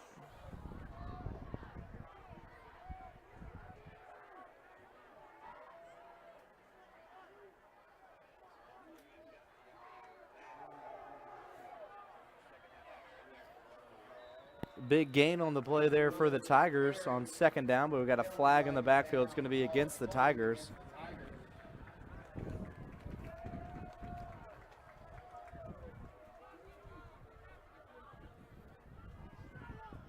We'll see what it is. It's going to be backing the Tigers up here, though. It's going to be second down again for the Tigers as we start this second half. I don't have the stat in front of me, Kevin, but there seems to have been a lot of penalties in this game. Yeah, we have seen a lot of penalties. A couple holding calls, a targeting call, some false starts, delay of game, a little bit of a sloppy game.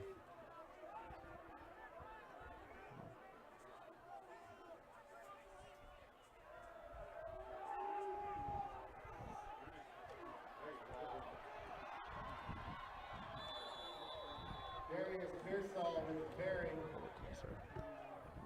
Tackle was made by number 31, Action Charlie.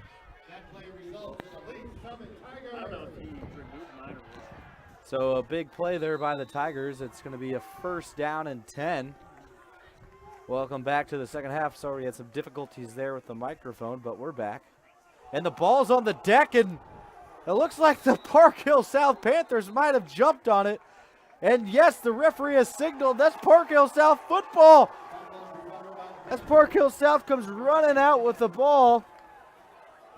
That's Xavier Jackson running out with the ball over his head. So Xavier makes a huge play, and the Panthers are back.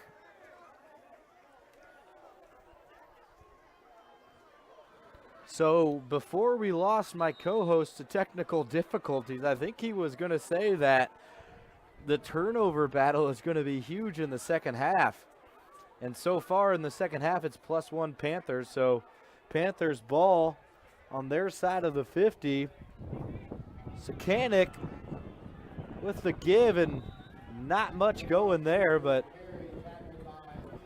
again, a big turnover there for the defense, and here come the Panthers offense.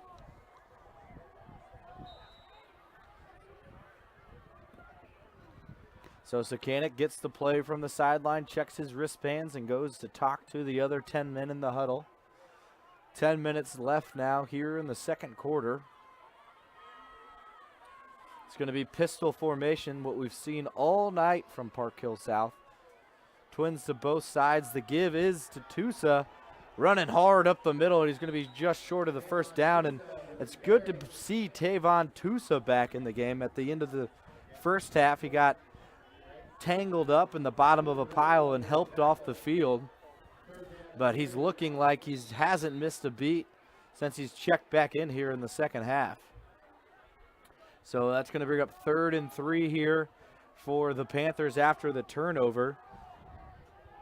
Lee Summit needs a stop here to try to turn him over, but this is possibly 4 down tear, and the ball's fumbled and put on the deck, and just like that, they give it right back to the Tigers, and it was Stakanik who couldn't handle the snap. It hit him right in the chest, but he couldn't bring it in. It's like it maybe surprised him a little bit. The ball hits the deck, and the Tigers pounce on it. So the Tigers giveth, but they also taketh, and it's Tigers' ball again. And the Tigers will take over with 9 minutes left here in the third quarter. 1st and 10 from the 44, their own 44. And it's going to be Tupino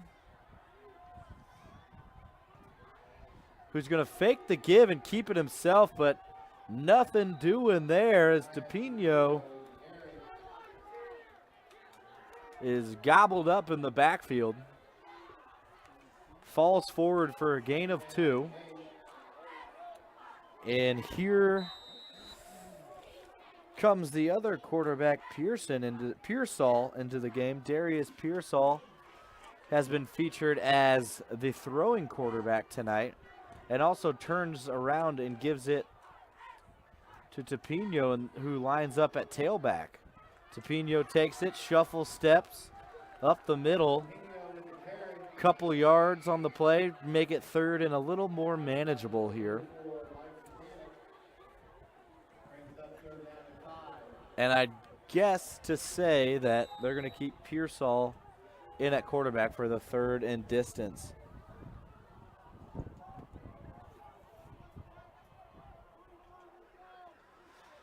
So 3rd down and 5 for the Tigers. Tupino behind Pearsall in the backfield. Pistol formation. The give is a fake, and Pearsall keeps it. He's looking for the marker, and it's going to be close, but he looks to have the spot from the side judge on the near side. No, they're putting up a 4th down signal. It's going to be 4th in inches. And let's see if Coach Thomas wants to keep the offense out there. And yes, he does. He wants Tupino to line up at quarterback. I wouldn't be surprised to see a dive here by Tupino, the strong, powerful transfer from Fort Osage. And he's going to pick it up easily and then some. Goes for about 6 yards. So Kaya Tupino on 4th down keeps the chains moving as the Tigers lead it 21-14. So they'll keep Tupino at quarterback, and they'll split Pearsall to the near side at wide receiver. We've seen him get the ball on a pass. We've seen him get the ball on a handoff with some trickery, and that's going to be a false start there on 53 for the Tigers. That's Tyler Terrence, moved early for the Tigers, and that's going to back him up 5 yards and bring up 1st and 15.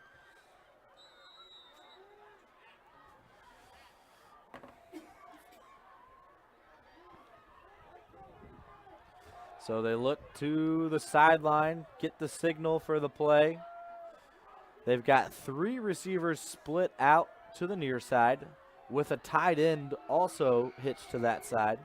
1 wide receiver to the far side. It's going to be a power play for Tepino, and he is not able to get back to the original line of scrimmage. Gain of about 3 on the play. Blaze Houston on the tackle for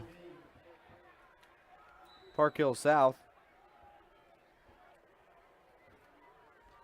And so it's going to be 2nd down now and 13 for Lee Summit. Up 7, running some clock. 6 minutes left now in the 3rd quarter. High snap, Pearsall. He's going to fake the give, keep it around the edge, and he's got a lot of room, and there's a late hit on the far side, and Pearsall took a shot as he was heading out of bounds from the Panthers. Not a smart play by the Panthers. That's going to be their 2nd personal foul on hitting the quarterback late. Again, if you're the Panthers traveling on the road against the favored Tigers on homecoming night, the last thing you need is mental mistakes to cost your team 15 yards. That's the 2nd time that's happened tonight. So Tigers pick up the 1st down.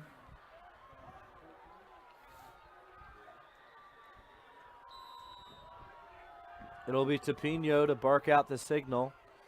Looks to his coach, gets the signal. Settles the line, brings a man in motion.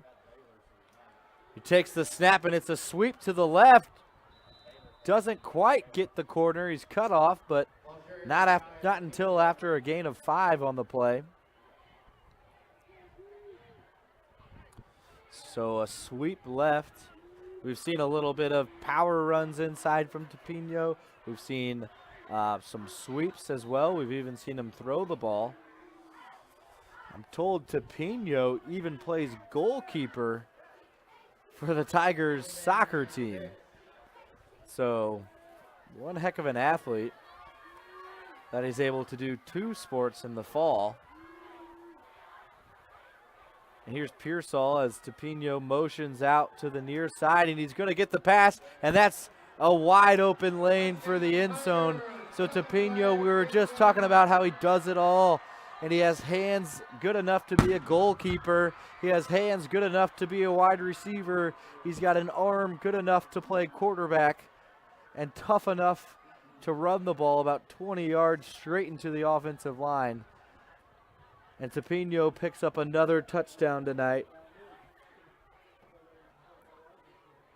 But we've got a flag down on the play, so we'll see if I spoke too soon. And I think I did. They've got an illegal motion or illegal formation on the offense, so I do not take back any of the things I said about Tepino. Still an incredible athlete, playing goalkeeper for the soccer team, catching balls, throwing, playing running back. Kind of the Swiss Army knife. And he's going to line up at quarterback here on 2nd down and 11 after that illegal procedure on the Tigers. So no touchdown. It'll be 2nd down. He's going to look left. Slings it that way. Incomplete. The receiver might be a little bit shaken up on the play. He's down. And the coaches are going to come out, and the trainer is going to come out and take a look. And while the trainer heads out there, we'll go ahead and take a quick break.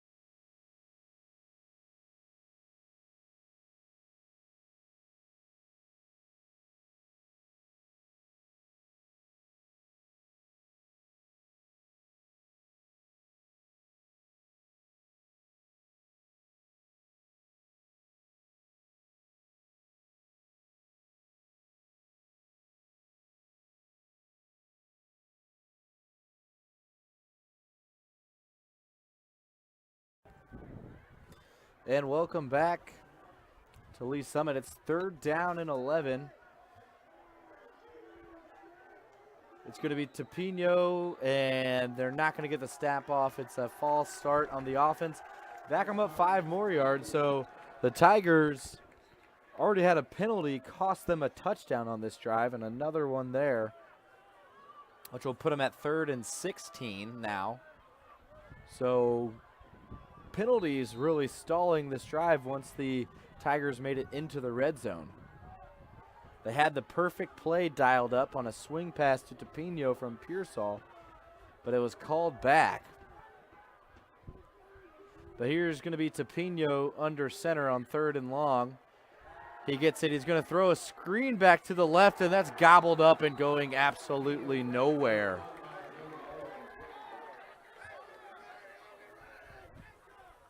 That's going to bring up 4th down.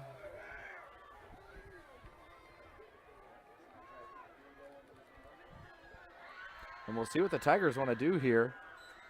It looks like they want to maybe go for it here. Topino's still out on the field at quarterback. I'm surprised on this 3rd and long that they're not going to use Pearsall behind center. But here they go. I mean, don't be surprised to see some misdirection or some trickery. That's Micah in the backfield. Pearsall split out, and that play goes nowhere.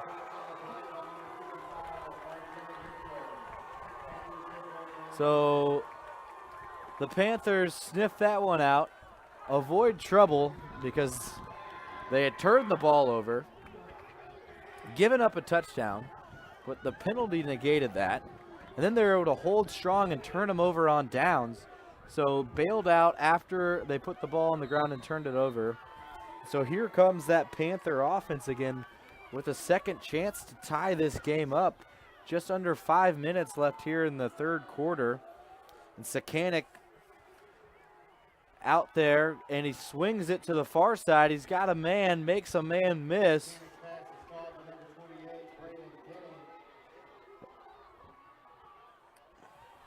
And that's Braden Denny on the catch over there on the far side for the Panthers. Pickup of 5 on the play, bringing up 2nd down. So if the Panthers want to play spoiler here on homecoming night, they could use a nice long drive here. Or heck, they've been great at scoring on big plays, so why not try to dial up something? Score quickly here. Low snap. Throw over the middle. Good defense by the referee on that play. And they're trying to get big 83 Ivory Brock involved in the game. Ivory Brock did his best Rob Gronkowski impression. Brock Ivy on the play.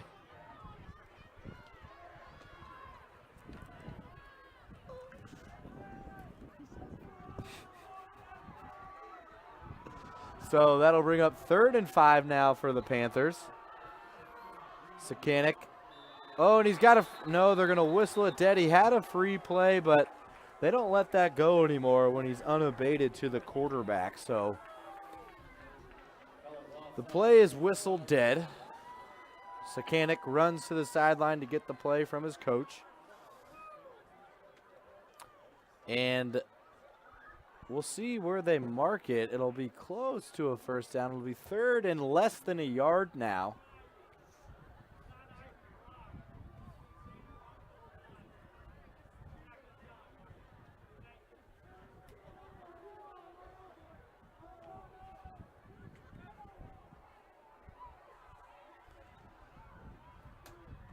And it looks like Park Hill, or they're going to want to measure this one.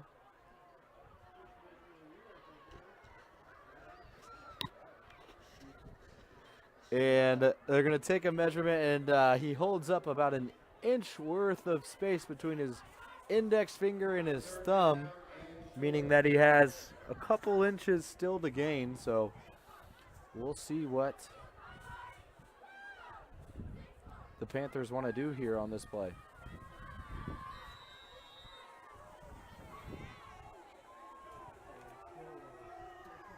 Panthers going under center for the first time all night. We'll see if the snap is good. It is a quarterback sneak, and he is going to have the momentum for a first down. So Sakanik on the keeper picks up the first down. I like that play call by the Panthers there. That's why you like to have the option to be able to line up under center and just go ahead and push the ball forward. No one better at doing that in the country than the Kansas State Wildcats. So Sakanik back in the shotgun. He's going to throw it to the near side. He's got his man on a screen. Hops inside, keeps his toes in bounce, and fights for extra yards. That's Braden Denny on the play, and Braden shimmies down the sideline to get it across midfield before being forced out by Garozzo of the Tigers. It'll bring up first down and 10.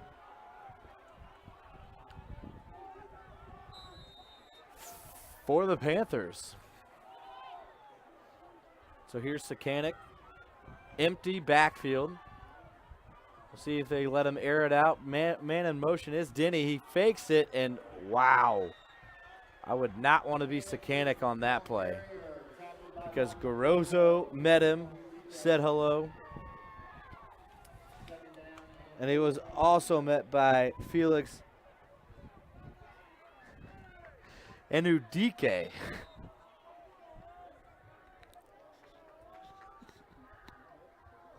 So that play went nowhere. It went backwards 4 yards. So 2nd and 14 here for the Panthers.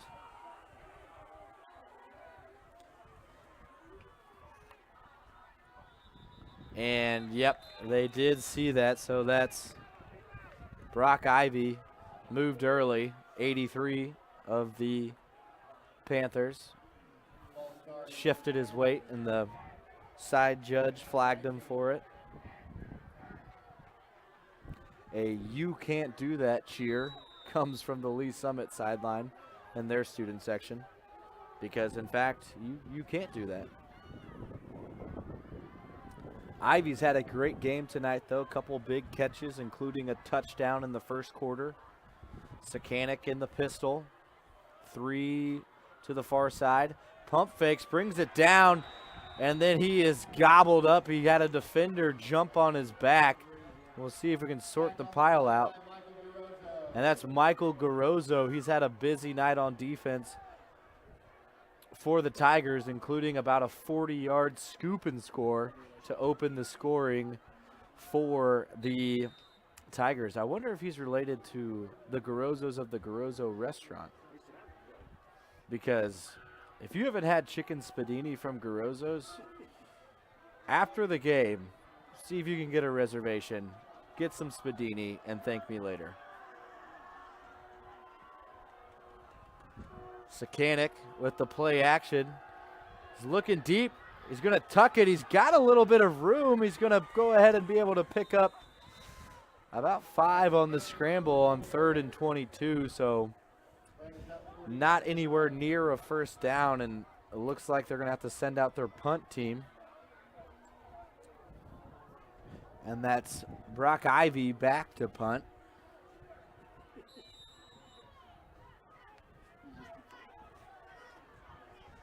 So Brock gets a low snap. It skips to him, but he gets a good spiraling punt off high. That's Willis. And he didn't signal for a fair catch, so it's a live ball caught at the 15, and he was surrounded by Panthers when he caught it and went down quickly.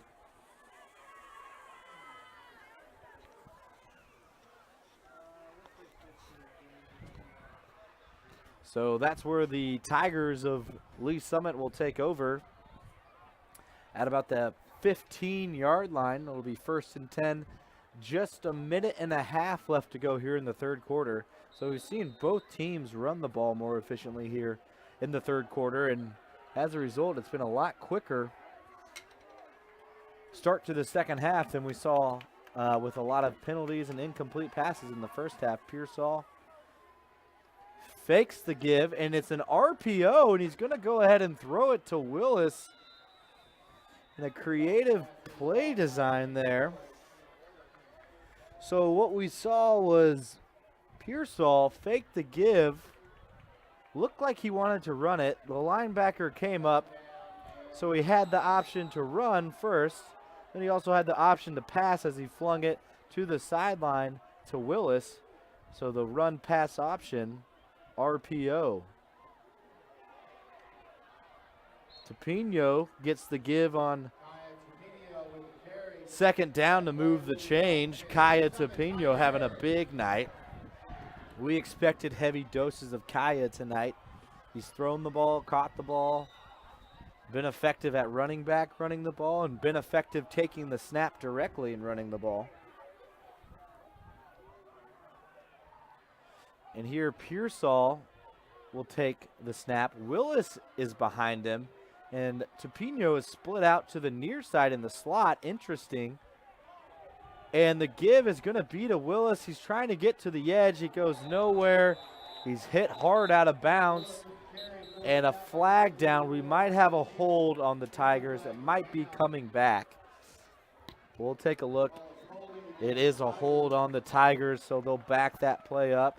So that was a formation we haven't really seen yet tonight, where they split Tapino out in the slot, put Willis in the backfield as a change of pace back, the smaller receiver / running back, and let Pearsall give it off to Willis. Creative play design, but poor execution, as the hold will back him up 10 yards. Under a minute left to go. 1st and 20 for the Tigers. Up 7, 21-14. They've scored 21 unanswered after being down 14-0 early. Pearsall brings the man in motion. And it's going to be a handoff on the inside to Tapino.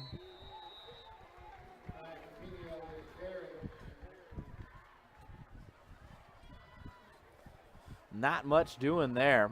So 2nd and long now for the Tigers.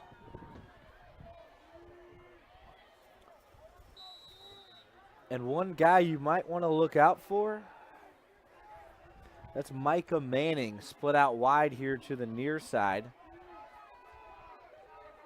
He's a favorite target. But the rollout's going to be to the left, squares to the line of scrimmage. And intended for Landon Willis, but incomplete. One guy who we really haven't seen get going tonight is Ryan Belt, who's their leading receiver so far on the year.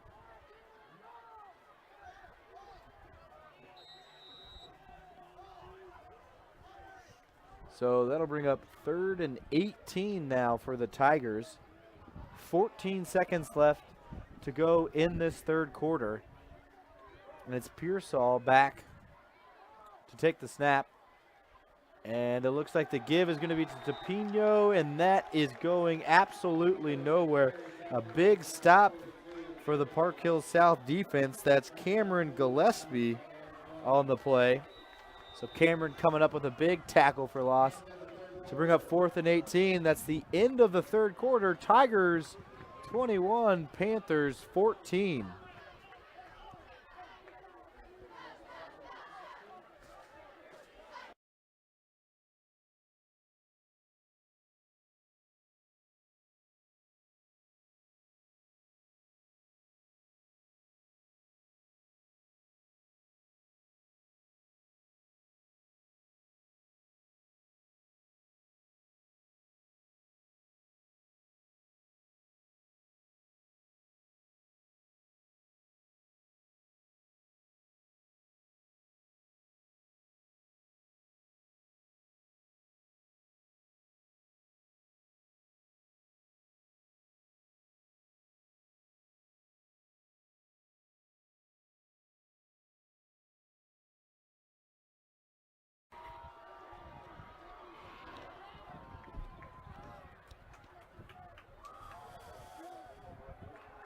And it's go time. It's the 4th quarter.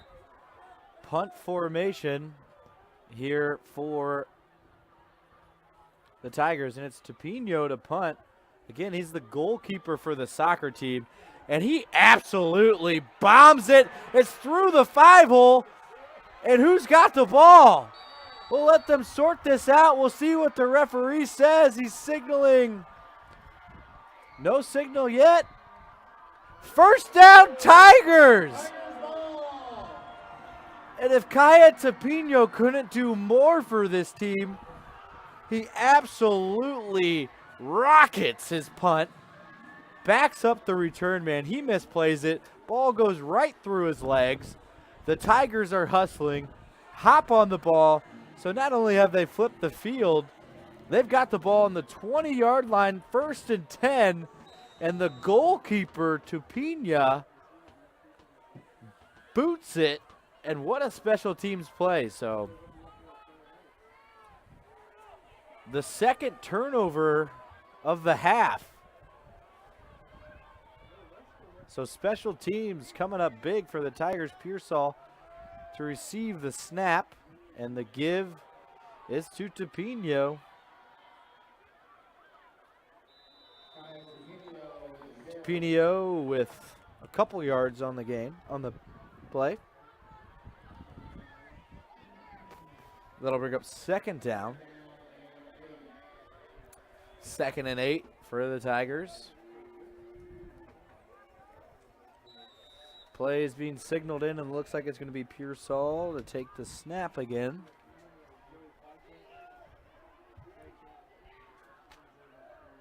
Tupino lined up behind him. And again to Tupino. He's got some room. He kind of had things bundled up and then found some room to the far side of the field to pick up the first down and keep those sticks moving.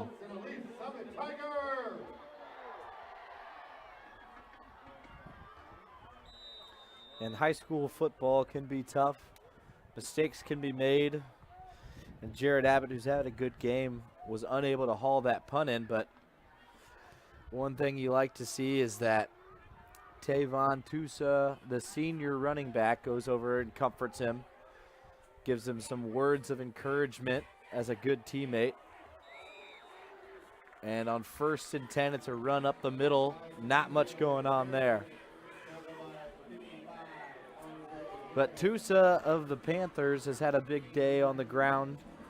And you like to see that. Not only is he working hard on the field, but he comes over to the sideline, offers words of encouragement for his teammate who made a mistake, and mistake happens, and you've got to move past that, have a short memory,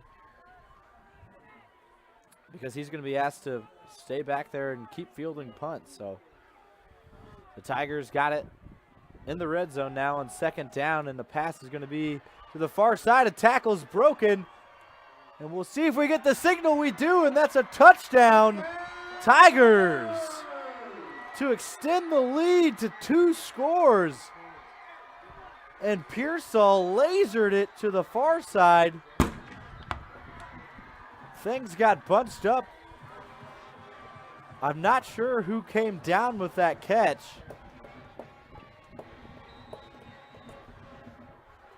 But it's 27-14 now. Tigers, as they've scored 27 unanswered. Go for the extra point. Good snap, good hold. Kick is up and good.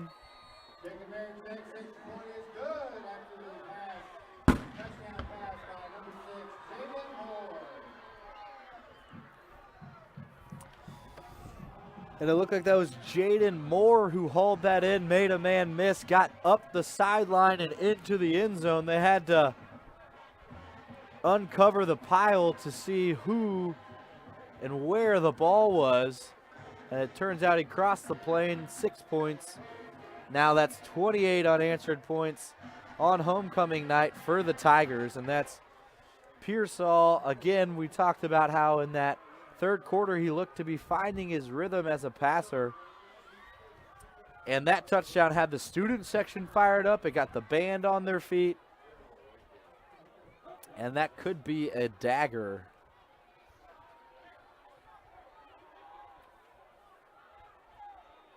Still a lot of time on the clock, though. 10 minutes left. for the Panthers to try to get a couple of scores and a couple of stops. The Panthers haven't scored since the hot start in the first quarter, where they took their first offensive play for a touchdown and then followed that up with an onside kick and a short scoring drive. Since then, they've been held scoreless and really lost the turnover battle, and I think that's why the score is the way it is. It's because the Tigers have taken better care of the football than the Panthers.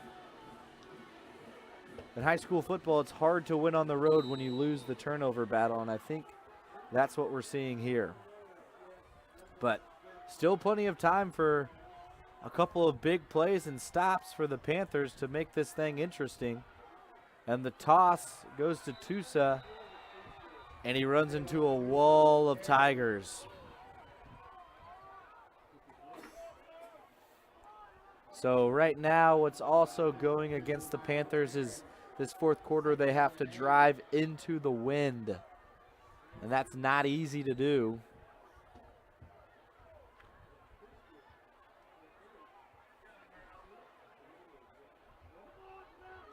So it'll be 2nd down and 8 for the Panthers. Sakanic in the pistol.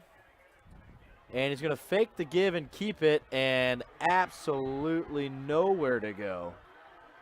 The Tigers' defense is swarming. And that's 33 on the tackle. That's Tyler Perry. Tyler Perry finding time between movies to make the stop.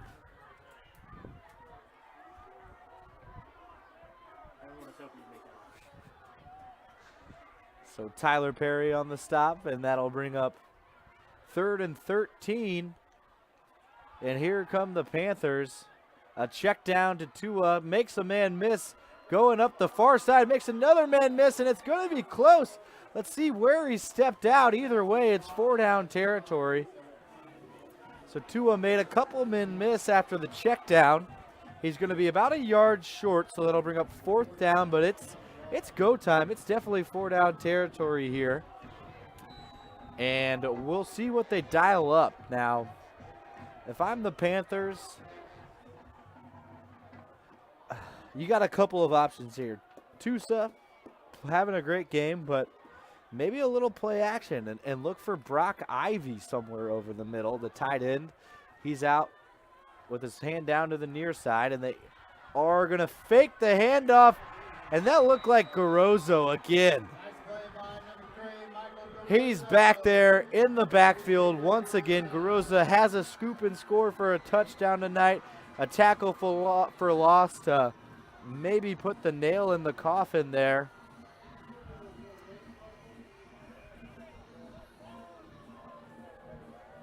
And Garozzo having a heck of a game on defense. Garozzo having a heck of a game.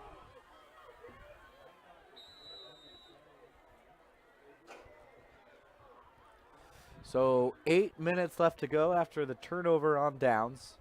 We'll bring out the Tigers offense and Pearsall at quarterback. And Kaya Tupinio behind him. The give is a fake to Tupinio, and Pearsall keeps it, ducks inside, back out, and is smart and gets down inbounds to keep that clock ticking under 8 minutes now with 2-score lead.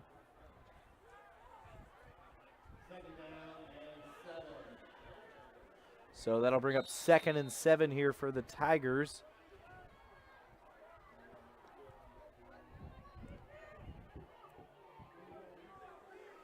And kind of the unsung hero there in the backfield is Adrian Block, who's been asked to pull around and just go hit linebackers. So haven't called his name yet tonight, but Adrian Block has been asked to do a lot of what his name would tell you he should do, and that's block. So he's been putting a hat on some linebackers tonight, opening up room for Tupinio and Pearsall. doing a great job. It's 3rd and 5 now, under 7 minutes left. They're winding down the play clock now, snapping it with just 5 seconds on the play clock. And Pearsall's going to keep it himself, and it looks like he's going to be able to dive forward for a first down. So now the Tigers are beginning to milk the clock as they are using the play clock to their advantage. They're getting the play in with about 20 seconds. And we'll see if they let it run under 10 again before hiking the ball. Block in motion. And the give is going to be to Tupinio. Not much doing there. Maybe got back to the line of scrimmage. And if I'm Lee Summit, I want to take more time off the play clock before snapping the ball. They didn't even get it under 10 seconds there. And with a 2-score lead and 6 minutes left in the game, I want to ice this thing. I want to milk the clock.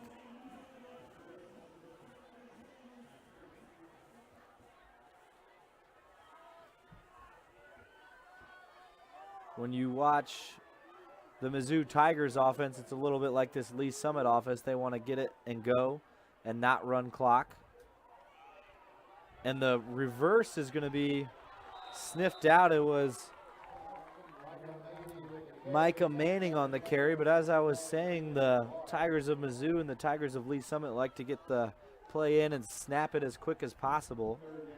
Where a contrasting style, maybe someone like the Kansas State Wildcats, they like to run it down to under 5 seconds consistently before they snap the ball. So the Tigers could take a play out of the Wildcats playbook and make sure they're running that play clock. So 10 seconds on the play clock. Block again in motion. High snap. Pump fake, and they're going to come back to the near side to Micah Manning on the screen play. And they've seen that one before. And Park Hill South is able to sniff that one out. And on the play for Park Hill South is Jacob Labar with the nice tackle, and that'll bring up 4th down and 15. So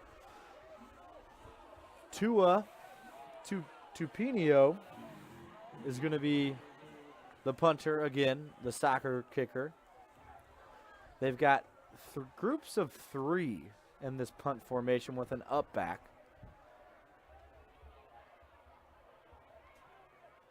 And the kick is off. They're going to just try to pin him. So it's a short kick, and they're going to be able to stop it at about the 5. So again, whatever they ask Tupinio to do, he does it. Run, catch, throw, punt. And this kid can really do it all. A lot to look forward to for the rest of the year for Tupinio. And he's just a junior. So the Panthers will take over at their own 5-yard line. Down 2 scores. And the give is to Tusa, and he's going nowhere. So the strength of the offense so far has been the running game, but you wonder with under 4 minutes remaining now in the 4th quarter if they want to win this game, if they're going to let Matt Sakanik try to go engineer a drive here.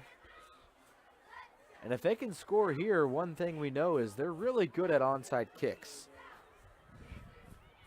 They've recovered 2 already today, so a score here, recover another onside kick, they could be in it, but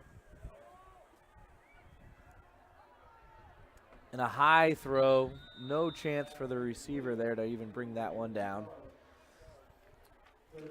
That one was intended for number 30, Nathan Sharp, defended well by Landon Willis. Landon's done a little bit of everything on offense and defense now, and special teams. Hasn't left the field much tonight. So they're going to go 4 wide in the pistol. And Stekanic's going to throw, and he's got his man. There's his favorite target. We've been calling his name all night, Brock Ivy. Even if we've maybe called him the wrong name, we still have been calling 83 Brock Ivy.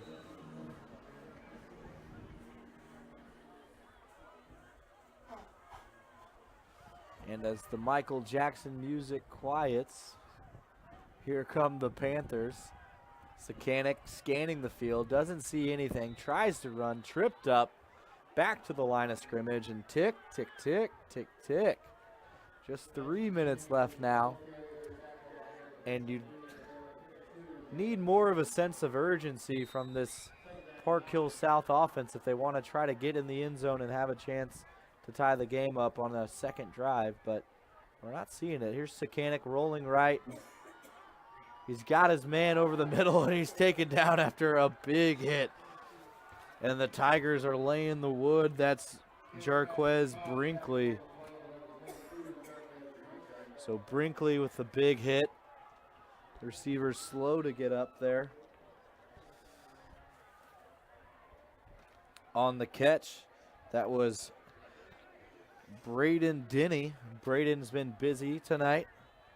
Got a couple of catches. And we've got 2:45 remaining now.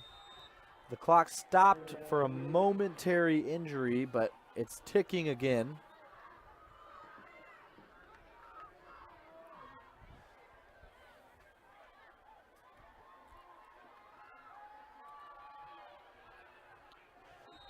He rolls to his left, and he throws short of his intended receiver. Hit him in the shoestrings. It's tough to run left and throw when you're a right-handed quarterback. What's important is getting your shoulders square again to the line of scrimmage so that you can put some oomph behind that. And he didn't quite get his shoulders square back to the line and didn't have quite enough to get it to his receiver. But incompletions aren't bad in the 2-minute drill, just stops the clock. So it's 4th and 3, and this is the ball game right here for the Panthers. And it's a false start. So another mental error there by the Panthers. That's Dawson Owens leaving early, but 4th and 8. They knew they needed to pick up some yards, so 5 more now for the Panthers. And like I said, this is the ball game right here, folks. So it's 4th and 8. And if they want to extend this game, they need to pick it up here. And he's going to look to the near side. The ball's on him, but did he get enough? Let's see the spot. So Dawson Owens, he false started, but then completely redeems himself with a nice catch. And the great thing about that pass is it was on him, and the ball was out of his hands before he even made his break. Great timing between the quarterback and receiver there. Here's Stekanik again going his way, and he almost hauls it in down the sideline again to Dawson Owens. And you see Stekanik starting to lean on the senior Owens as they try to pick up some yards.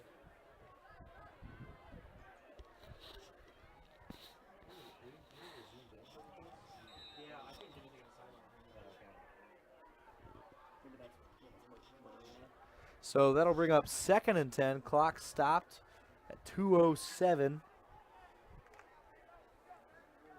The Panthers trailing by 2 scores.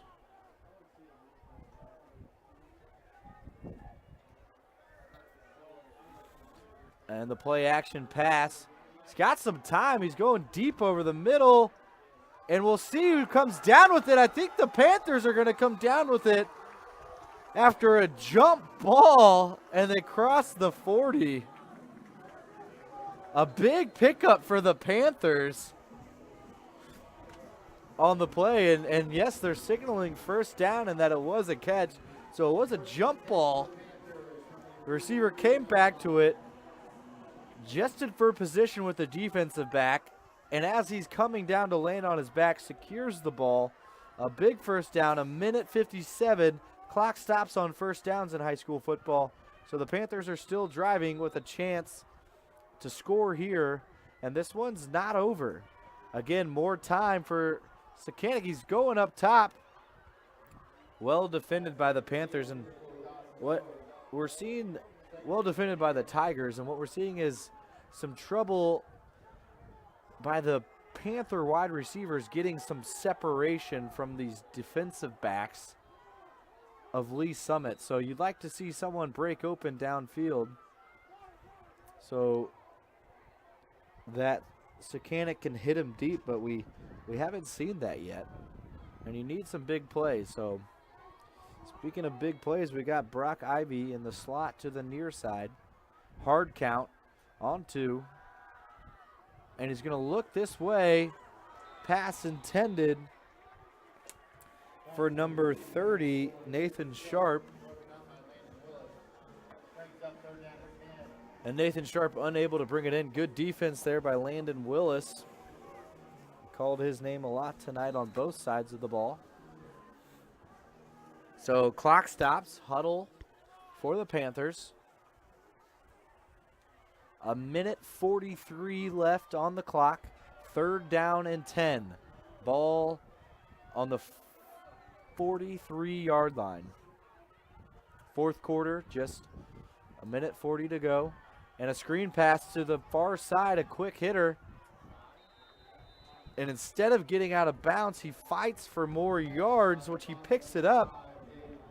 But at what cost as the clock keeps ticking down under 1:30. Sakanik getting his team in position. 3 wide receivers to the near side, and it looks like the Panthers are going to use their first timeout of the second half here. 1:20 left to go. So realistically, it's going to be tough for the Panthers to get 2 scores in 1:20. But here's how they could do it. Maybe some misdirection out of the timeout. If this is the perfect opportunity, you have the time to maybe dial up your favorite trick play, your favorite misdirection, and see if you can get a quick score. You're 2 for 2 on recovering onside kicks right now are the Panthers. So, and they've used 2 different styles of onside kicks, so maybe they have a 3rd one in the bag.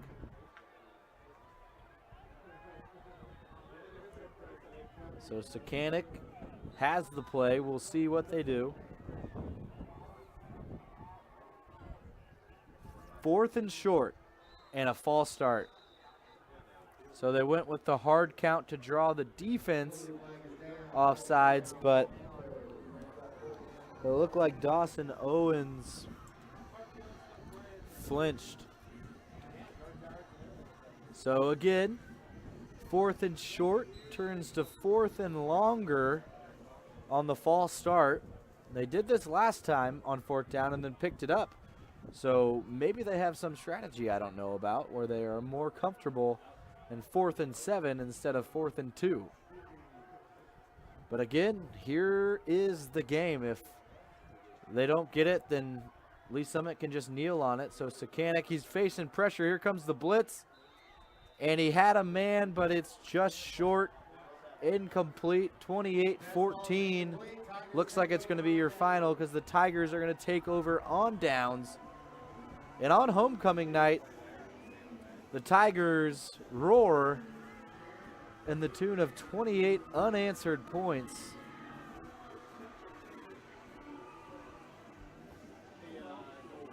So after a quick start by the Panthers to run up 14-0 after running 4 offensive plays, they held the ball away from the Tigers with onside kicks in the first quarter, but then haven't gotten much going on offense after that. Turnovers riddling the team. And the Tigers, meanwhile, have found success running the ball and scored 28 unanswered points. And a big key to their success, has been Topinio, who's carried a majority of the load. But what else happened was they're able to get into some rhythms throwing the ball thanks to a nice second half by Darius Pearsall, who was able to find some rhythm, find Micah Montgomery on a few plays, Micah Manning on a few plays, use Landon Willis through a touchdown as well to Jaden Moore, and that's really gotten the offense going. So just 30 seconds left now, and the Tigers are going to kneel on it, and that's going to be a Tiger victory, as they're not going to have to snap the ball again. So the Tigers start slow on homecoming night, but end up treating the Lee Summit faithful to a victory on homecoming. Nothing better on a Friday night on homecoming in front of the home crowd, bringing in a big win to put them at 3-2 on the season, back over 500, and still in the hunt. So that'll be it from Lee Summit High School. Thanks for listening on 810 Varsity. We had fun. We hope you did too. For my producer, Sean Halpin, and myself, Kevin Ritz, thank you so much for tuning in, and have a great rest of your weekend, and go Chiefs on Sunday.